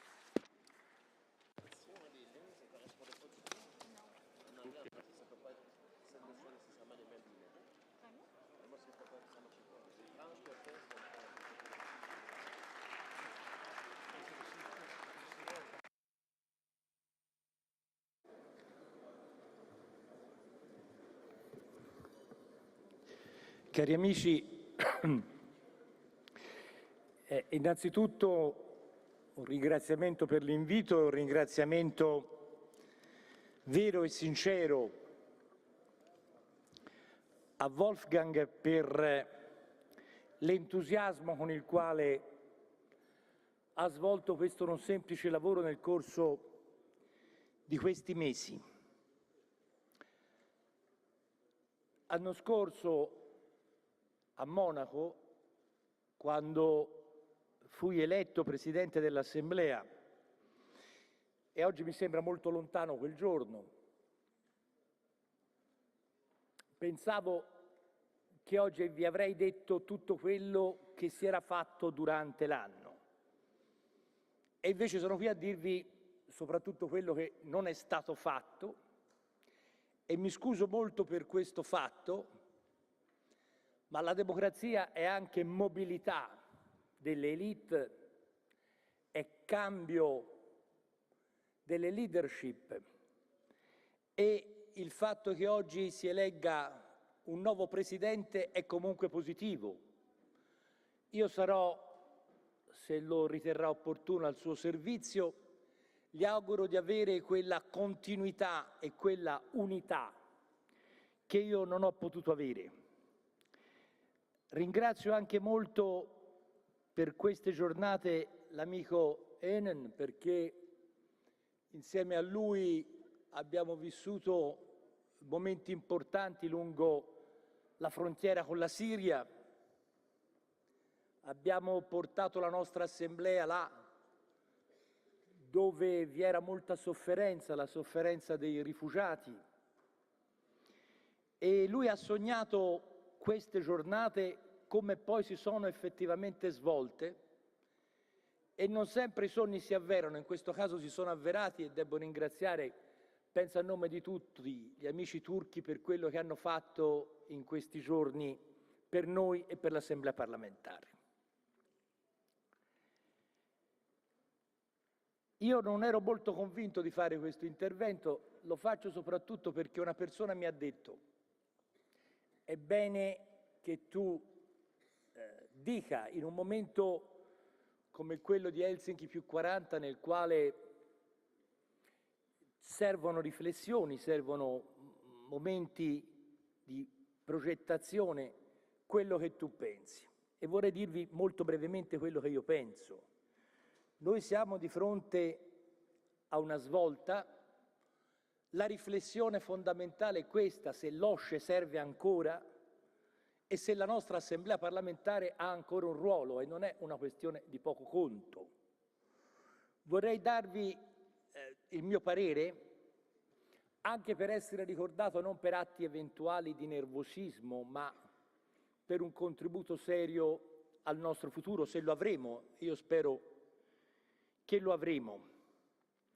Il primo consiglio che mi do e vi do è quello di credere in noi stessi, di credere nel nostro lavoro e di credere nell'utilità di ciascuno di noi.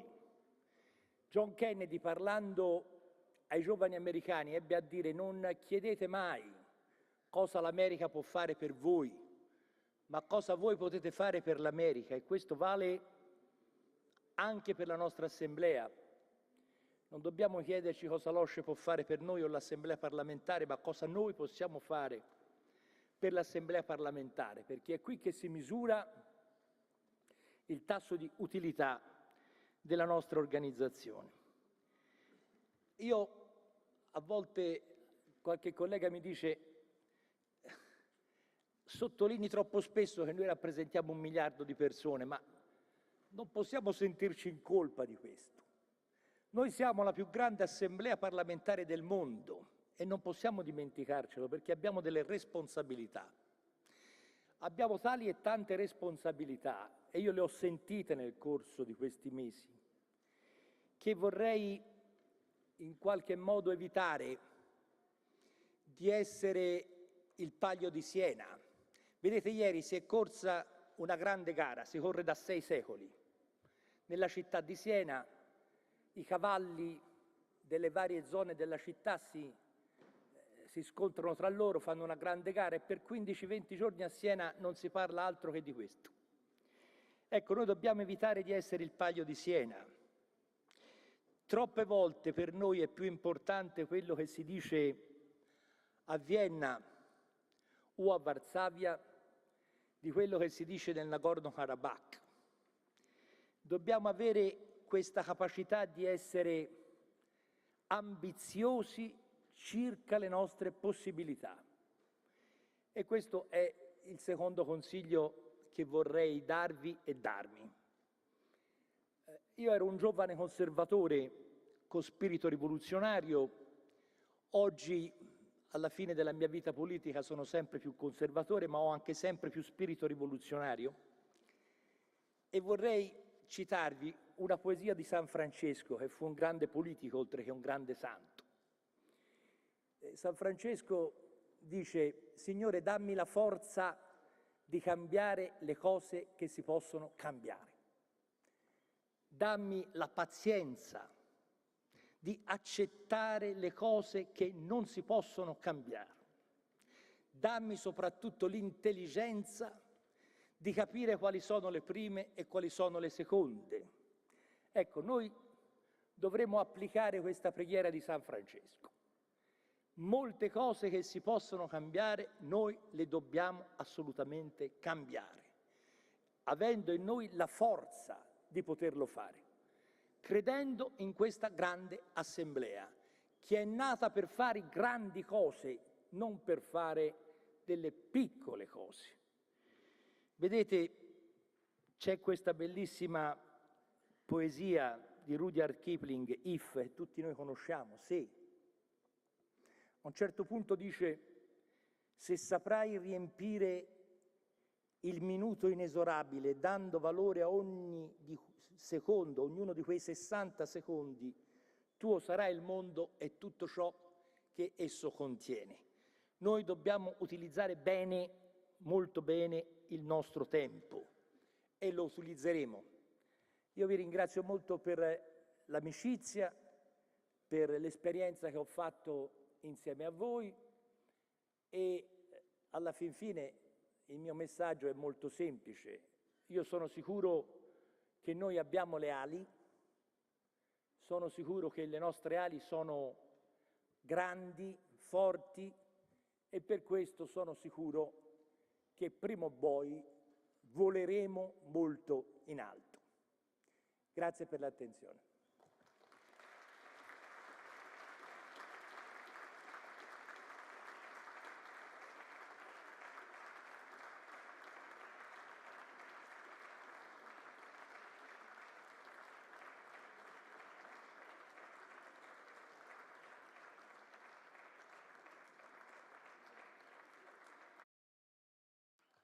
Dear Ricardo, thank you very much for your speech and for your words. Once again, we want to thank you for your extraordinary engagement for our Assembly since a long time, and for enthusiasm. You represented our Assembly. once more, thank you very much, and I will promise you one: we will stay friends ever. Thank you once more.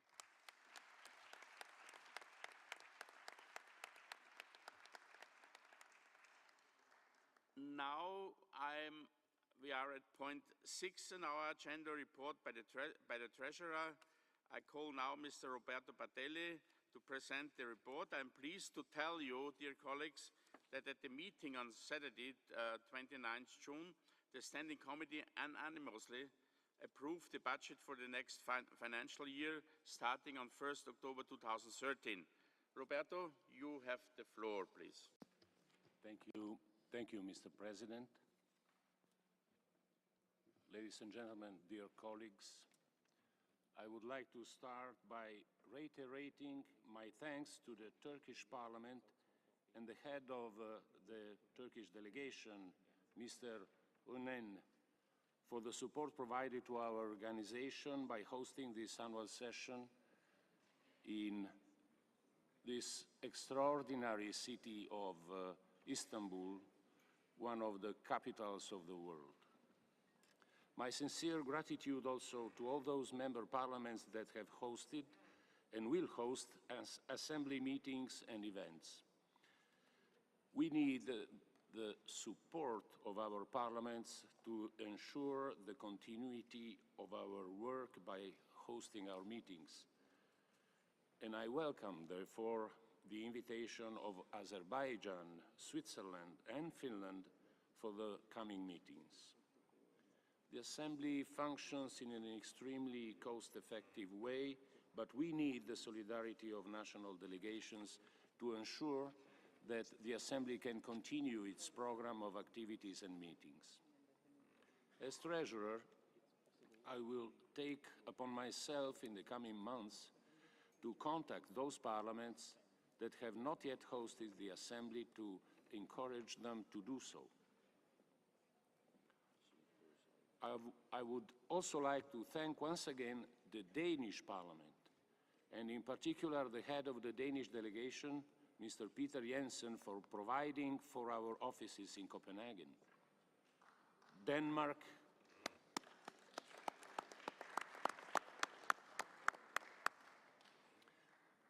is the largest contributor to our Assembly, and we are most grateful. Our thanks also to the Austrian government, which provides assistance for our liaison office in Vienna. These contributions permit us to stay within budget while also maintaining our level of activities and meetings. Dear colleagues, I am very pleased to report to you that our finances are in very good order. We remain within our approved budget, and I was very satisfied that the Assembly received once again a positive assessment from our auditors. My full and detailed report to the Assembly has been distributed. I thank the Standing Committee for unanimously supporting my proposed budget for the coming financial year. As you know, the Standing Committee agreed on a 4.9% increase, that is a total of 140,000 euros in our budget for the year. This increase appeared unavoidable if we want to continue our level of activities and maintain our staff. Our budget will remain below 3 million euro. I'm sure you will agree with me that given our level of activity, this is not a very big budget, but it is rather low. In fact, I think that the Assembly is sort of underfeeded all the time, and we surely have to do something in order to make our Assembly considered better and more by our executives. The rise reflects the amounts allocated to election observation, staff expenses, and actual increases in cost of living. The financial situation of the Assembly has not even been subject to inflation adjustments during the past 4 years. It would have been difficult to continue our current level of activities without this increase. We have operated with a frozen budget for the past 4 years. The freezes these past years have been total, and once again, our budgets have not even been subject to inflation adjustments. So I thank again the Standing Committee and the Assembly for the support to this proposal. I wish to conclude by thanking our Secretariat for the good work they do managing our finances, in particular Deputy Secretary General Gustavo Pallares, who oversees the financial matters in the Secretariat. Thank you very much. Thank you all.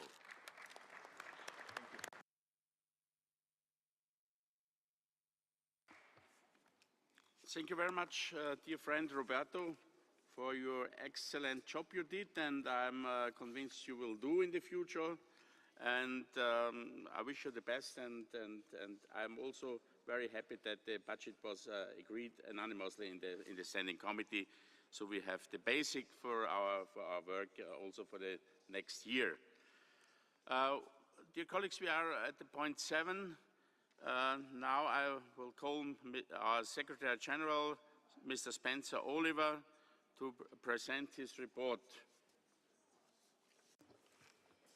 Thank you, Mr. President.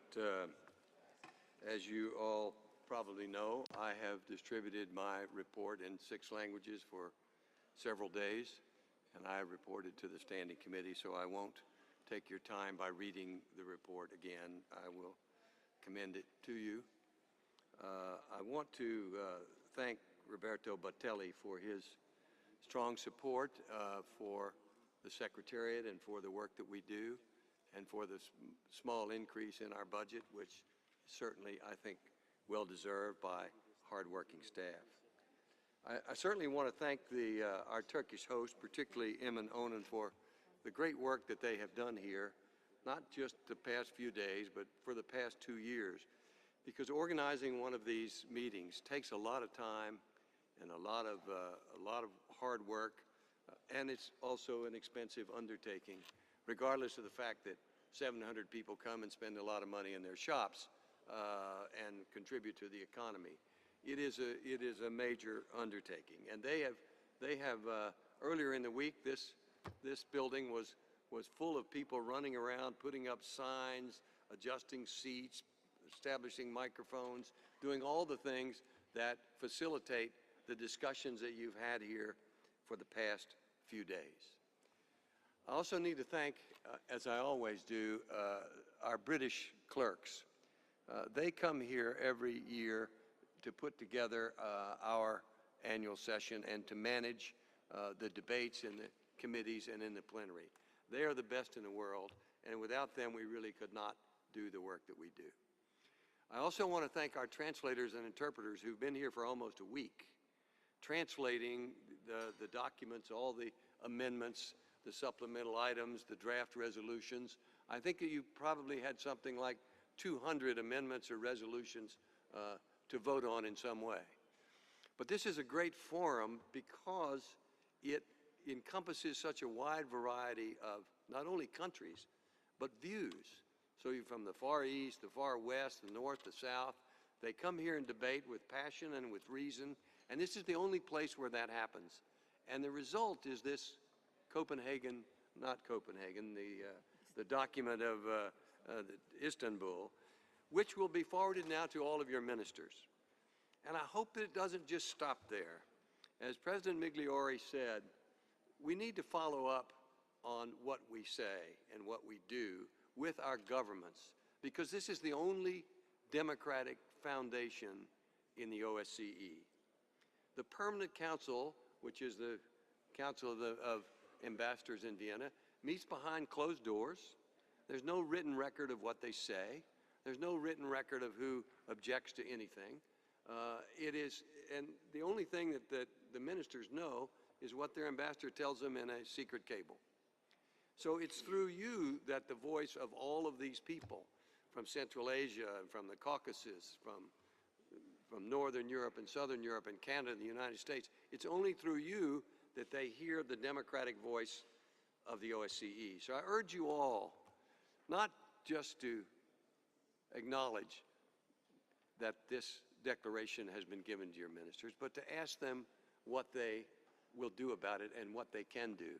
In several of our parliaments, every year there is a debate on the recommendations of the Parliamentary Assembly and about the OSCE, which is a very good practice, I think, for people to adopt and to follow, so that people remember that the Helsinki Final Act and the Charter of Paris and the subsequent documents really mean something in the field of human rights and security and economic and environmental cooperation. So it was with great gratitude that I thank you all for your hard work, because it's a wonderful experience to go from room to room and committee to committee and see someone from Central Asia debating with someone from North America or from Italy or from France. And this is the only place where all of these wide, different views are brought together and given an opportunity to be expressed. We look forward to Budva in the fall, and we look forward to Vienna in February, and to Baku next summer, and to Switzerland the following fall, and to Finland on the 40th anniversary of the Helsinki Final Act. The meeting in Finland, our annual session, will take place literally 40 years almost to the week that the Helsinki Final Act was adopted. So I think it will be a signal event, and one which we all should look forward to. I want to thank my own staff, the team of the Secretariat, who I think are the best in the world. They're multilingual, multinational. They work very hard. They're underpaid and sometimes overworked. And I want to thank again our leadership of our Bureau for their hard work. The Bureau meets 5 times a year, and sometimes that's a big burden on busy parliamentarians. You've got your annual session, you've got your fall session, you've got your winter meeting, you've got the Bureau meeting in conjunction with the ministerial in December, and the Bureau meeting in Copenhagen. So they sacrifice a lot to participate and to work on behalf of the Assembly. I also want to reiterate what Roberto Battelli said, that there are some countries that have not yet hosted one of these things, and it might be time to think about stepping up and contributing to the future of this organization. I want to thank President Migliore for his wise words. He always spoke forthrightly and candidly wherever he was, whether it was a ministerial or the Permanent Council or the ODIHR Human Dimension meeting in Warsaw. He always told it like it was and put it in context and in perspective, and for that we're very grateful. I want to thank João Soares and particularly Lord Bonas, who were the engines of the Rules Committee. We've adopted some rules that I think will make things more efficient and give more time for debate and discussion in our future annual session. And finally, I want to thank President Grosrug for his service. He has not only served as your president for a few months, he's been in the Assembly for a long time. He's been in the Bureau for, I think, 6 years now. He has attended every meeting. He has participated actively. He has led election observation missions, and he had participated in many of those that he did not lead. So he has stepped in during these 3 months to give us leadership and direction, and we are extremely grateful, Wolfgang, for your wonderful service and for the things you've done. And it falls to me, finally, to give you a gift on behalf of the Assembly for your service.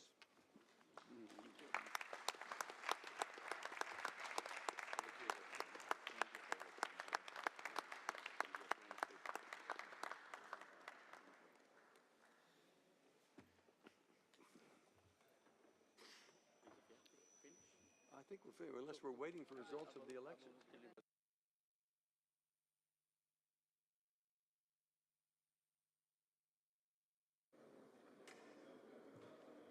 So, liebe Kolleginnen und Kollegen, erlauben Sie mir nachdem wir das Wahlergebnis noch nicht haben und wir noch bei der Stimmauszählung sind, dass auch ich ein paar Worte zum Schluss, ein paar persönliche Worte an Sie richten darf. Ich gebe Ihnen keine Ratschläge, glaube ich, denn jeder weiß selbst am besten, was zu tun ist, sondern ich möchte nur ein paar Worte des Dankes sprechen. Ich möchte mich zuerst bei unseren Gastgebern herzlich bedanken, bei der türkischen Delegation, beim türkischen Parlament für die ausgezeichnete Organisation. Es war dies eine der größten Jahresversammlungen mit fast 700 Teilnehmern, wenn wir die Begleitpersonen mit einrechnen. Und ich habe nur, liebe Kollegen aus der Türkei, vollstes Lob über diese Versammlung, über die Organisation, über die Sicherheit, über das Programm gehört. Wirklich es wird uns in Erinnerung bleiben, eure Gastfreundschaft, eure Qualität, eure Professionalität. Danke vielmals noch einmal.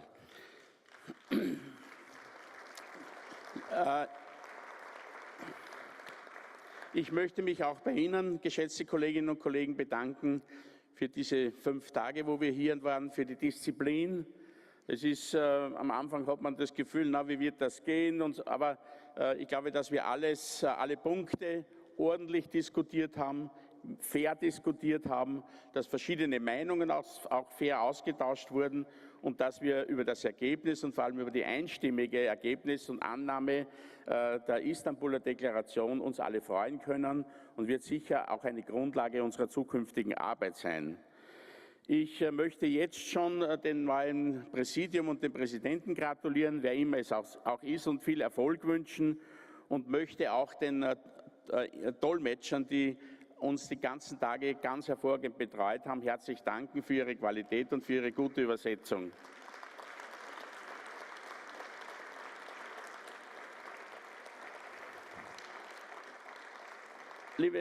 Nicht nur, meine Damen und Herren, das Präsidium hat die Verantwortung, dass wir unsere Versammlung auch in Zukunft stark halten, noch stärker machen, sondern jeder Einzelne in seinen Parlamenten und durch seine Teilnahme an den Veranstaltungen.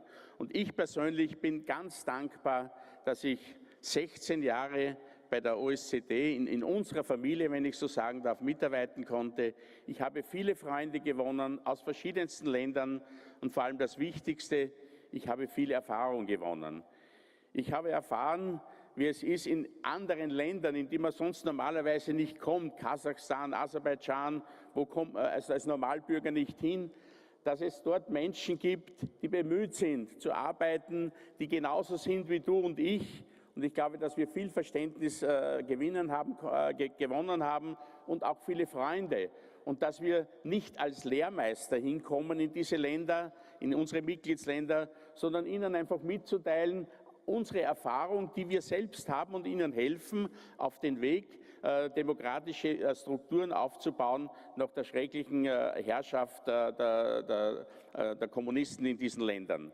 Und das ist, glaube ich, auch eine Aufgabe. Und das ist auch ein wichtiges Ziel der OSZE, einander zu treffen, einander kennenzulernen und vor allem füreinander Verständnis zu bekommen. Nicht als Lehrmeister, sondern als Berater, als Freunde und als Kollegen. So, glaube ich, sollten wir auch in Zukunft unsere Arbeit sehen, in Augenhöhe mit allen anderen und nicht vielleicht von einer alten Demokratie ausgehen, zu sagen, ja, ihr wisst nicht, was los ist, ihr wisst nicht, wie das zu machen ist, wir werden euch das sagen, sondern wir wollen euch helfen. Das ist, glaube ich, der Zugang und dann werden wir auch Erfolg haben.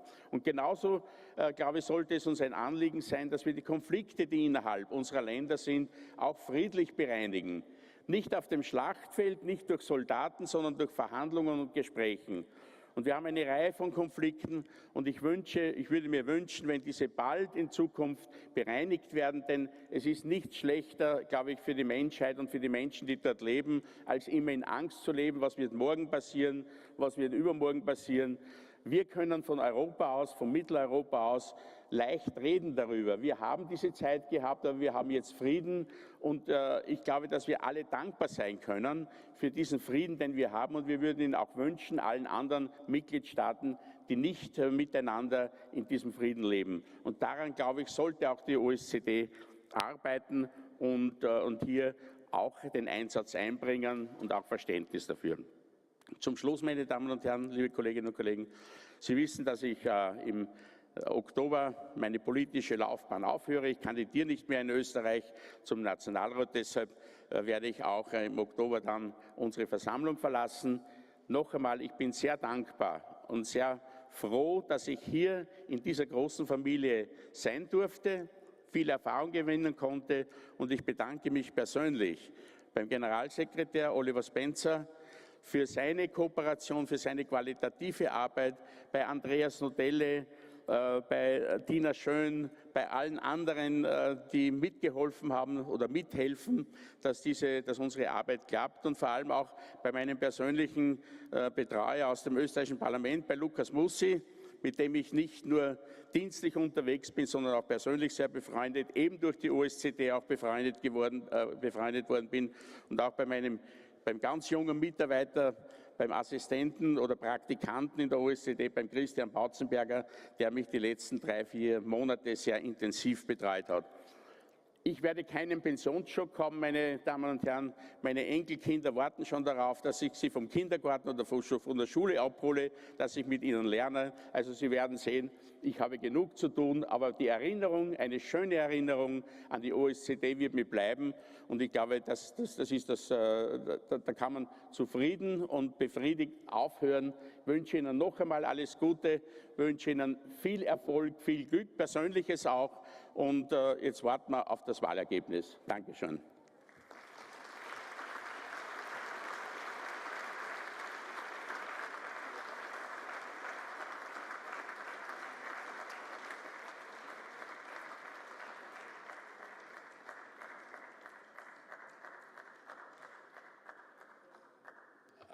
Dear colleagues, we will make a break till we have the results of the elections, please. I will call if the results are here. Now we will break our session for a few minutes, please.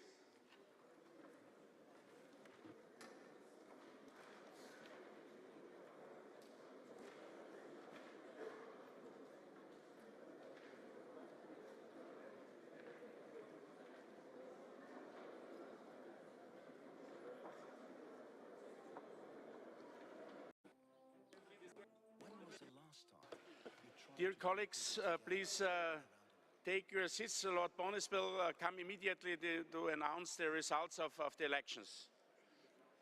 We will continue our meeting, and Lord Bonis will come immediately.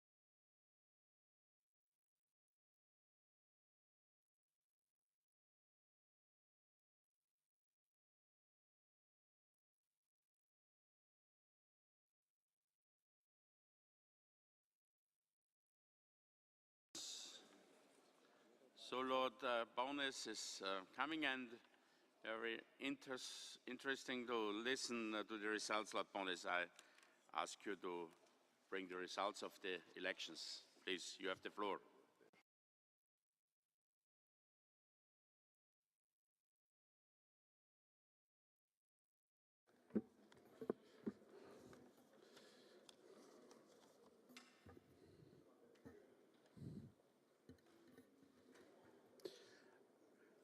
Mr. President, colleagues, thank you for your patience. On behalf of my two colleagues, Dr. Heidi Frey and Mr. Suarez, I'm now in a position to give you the results of the elections. May I start, first of all, with the result of the election for Treasurer, and Mr. Roberto Botelli of Slovenia was elected by acclamation, there was being only the one nomination. So congratulations.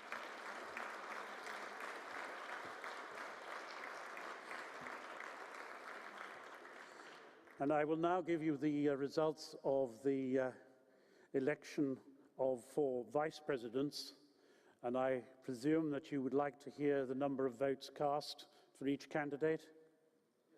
Yeah, agreed? Well, in that case, I will read from the top of the first three vice presidents who were elected to the end of the 2016 Assembly. The first one. First, Mrs. Ligi Alkinaiti Abrakiniene from Lithuania, 117 votes, elected for a term of 3 years to the end of 2016 Assembly.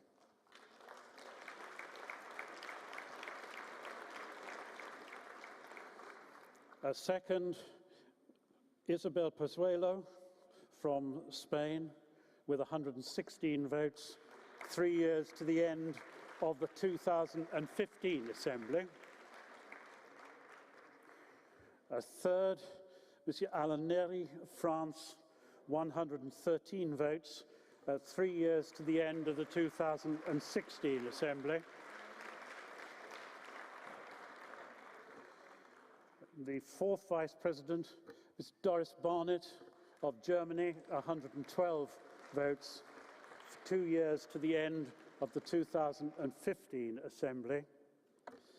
Fifth, Mr. Emin Onan from Turkey with 110 votes, 1 year to the end of the 2014 Assembly. And sixth, Mr. Kanerva of Finland with 101 votes for 1 year to the end of the 2014 Assembly. And the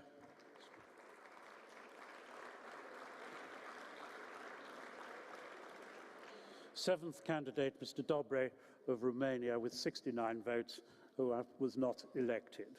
And I declare the names that I have just read to you as the vice presidents for the terms that I have indicated for the forthcoming periods.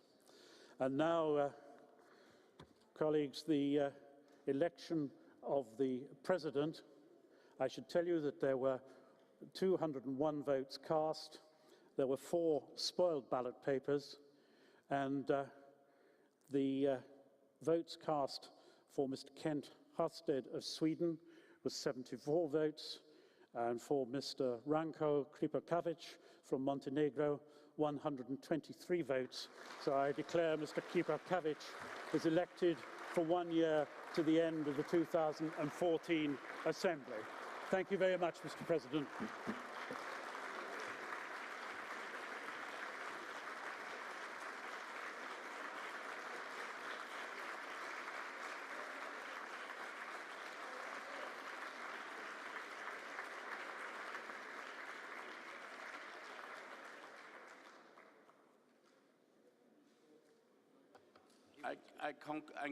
I congratulate all elected officers, and now I will give the floor for a short speech to the colleague from Sweden, to the candidate of president. Please, you have the floor. Thank you so much, Mr. President. First of all, I would like to thank all the colleagues who have voted for me and my staff who have worked for me during this short campaign. But of course, I most of all, of course, would like to congratulate Mr. Ranko Krivokapic for the election to president. I wish him all the best in the coming period of time as president, and wish him all the best. I will work hard from my position in the Swedish delegation to support the work for reforms and for a stronger OSCE-PA. Thank you so much.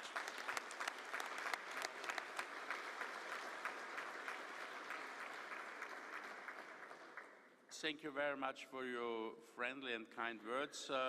And I also thank you that you was candidate, and it's only one winner, but I think it's a very good sign within our family to congratulate also the other. And now I'm inviting the new elected president to take the floor here on the desk, on the podium, and to deliver some words to us. Ranko.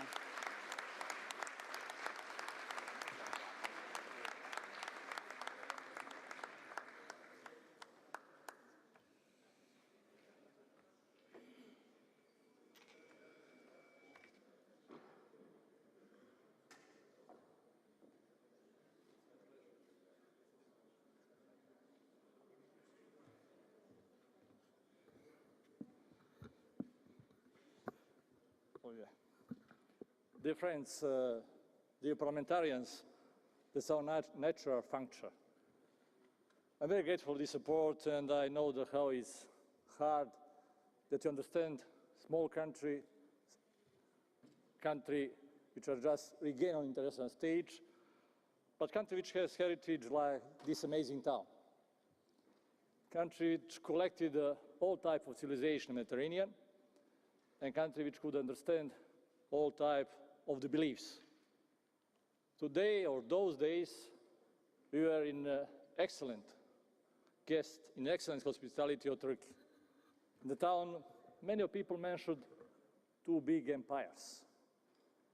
I believe the town of the capacity to create third big empire of democracy. All of us, democracy which fully accept that our diversity is the part of our personal life, not the part of our political engagements. Our beliefs and our difference in religion, we have to kick out from the political clashes and meetings. But that's the victory of our organization. Organization is capable to enhance our own role on the world stage. We are the biggest stage, parliamentary stage in the world. We have to show that we are capable to produce the biggest result. And I hope so, with excellent vice presidents, chairmen of the committees, vice chairs, rapporteurs, secretary general, and our administration, that we have a team. I'm not candidate of one state or Balkan states, but all Balkan states, after all our disputes, with full heart, with full support, supported me, and this is victory of the one area which was not good news in the previous time. But it was the sign that we achieve a maturity, that we are together when we have to fight for common values in this organization on all around the world. And I truly believe that I'm a candidate of organization, not of one state. That's my privilege. I don't have my Minister of Foreign Affairs to kick out me to try to put a resolution or something like it. I'm a candidate to try to find good bridge between both sides or four sides of our organization, East and West, North and South. I was born on the meeting of civilization. I grew up in different civilizations, and that's a privilege for me to try to face on with that in the future. That's the main challenge for all of us. Lots of prejudice existing in our political lives. It's easier to get votes on that way. We have to be here missionaries of ideas. People who are facing on with the hard challenges of the prejudice or hard challenges of the future time. And that's the reason I believe that we are organizational leaders. Usually thinking that ministers are the leaders, that prime minister is the leader. No, we are the leaders. Just one of 60, 100, or 600, just one of 81 in Montenegro, but we are natural leaders. We have contact with real life. We have the contact with the real issues. We have the sense what the people are thinking for the future, their future and our future. And I will try to use those advantages to show that this is an organization of leaders, not of followers. This is time for the leaders, you know. During the Norman time, practitioners, managers could lead the country. During the time of crisis, you needed politicians with a vision and readiness to face on with those challenges. We have to be politicians with the visions and readiness to fight with the crisis. In the meantime, I truly believe that without that, we don't have a full capacity to face on the issues. I just would like to read a few sentences I wrote, luckily for me, not for you, long speech, but just few words and I'll finish. We, the parliamentarians, need to see the forest as a whole and not to get lost in the trees, in the single issues. Parliamentarians are exactly the place that must open the space on unpleasant truths and take responsibility for painful changes. We, parliamentarians, are primarily elected in order to build the roads to a safe future, and not because of the current appeal. One often forgets that parliamentarians are the very source of democratic legitimacy. Even the public often forgets that, as well as colleagues of executives who draw their legitimacy from our own. There is saying in my country and all countries, I believe it's Roman quotation, when the waters get blurry, we should go back to their sources. And the sources is strong parliamentarism. And on behalf of you, all of you, I would like to thank Ken for his work in our organization and for his future work in our organization. And I hope so that this confidence in us, me and vice presidents and the rest of the Bureau and the rest of you, that will be fulfilling first year, and we'll be here again to try to evaluate in this time of uncertainties, the time of the Helsinki Plus 40, to offer the new step forwards with the strong leadership of this organization. Thanks a lot for you, especially again, thanks Turkey for amazing hospitality, and I'm not sure that we could repeat that, but let's try like all the other things. Thanks again for this enormous support. Thanks a lot.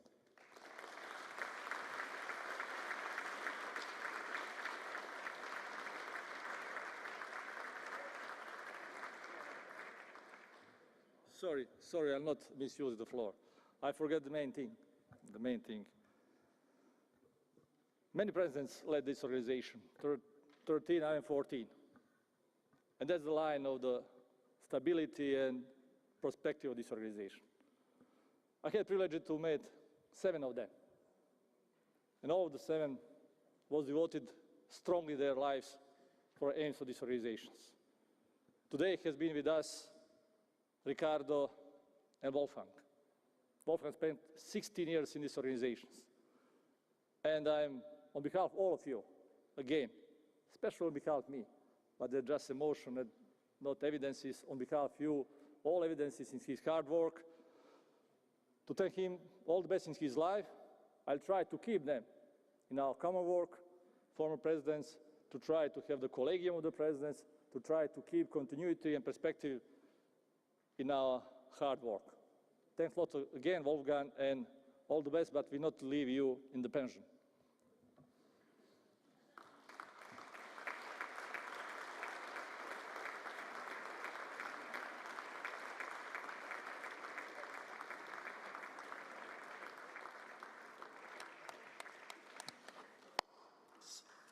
Thank you very much, Mr. President Diranko, for these friendly words, and we wish you and your team a lot of success for the next year, and we are convinced you will do the best, and we are convinced you will make also the best.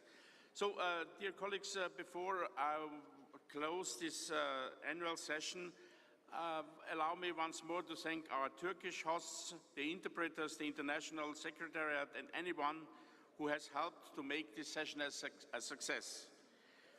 We will, thank you.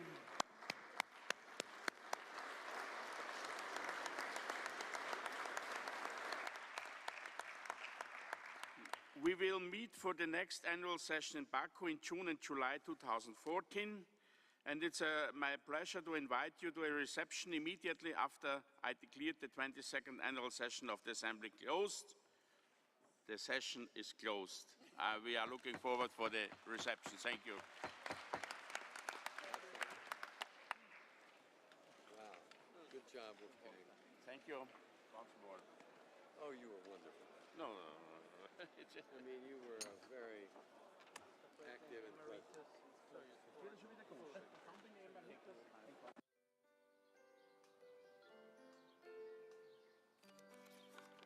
When was the last time you had a great dream?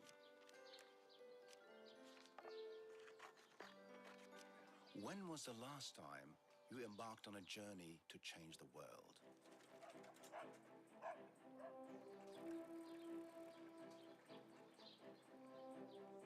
When was the last time you tried to bring people together around an ideal?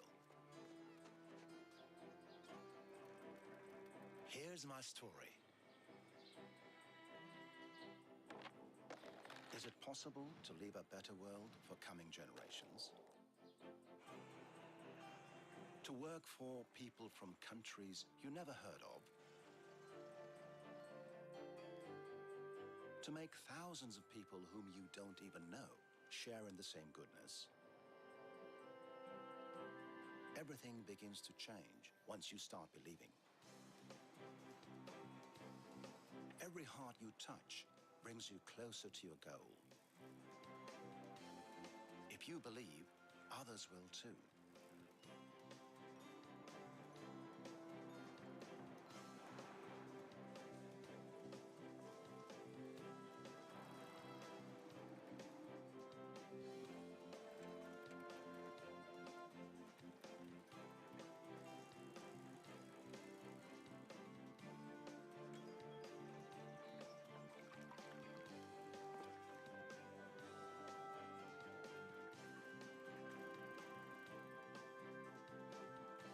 I believe in Izmir's dream. Because Izmir has an idea for healing the world.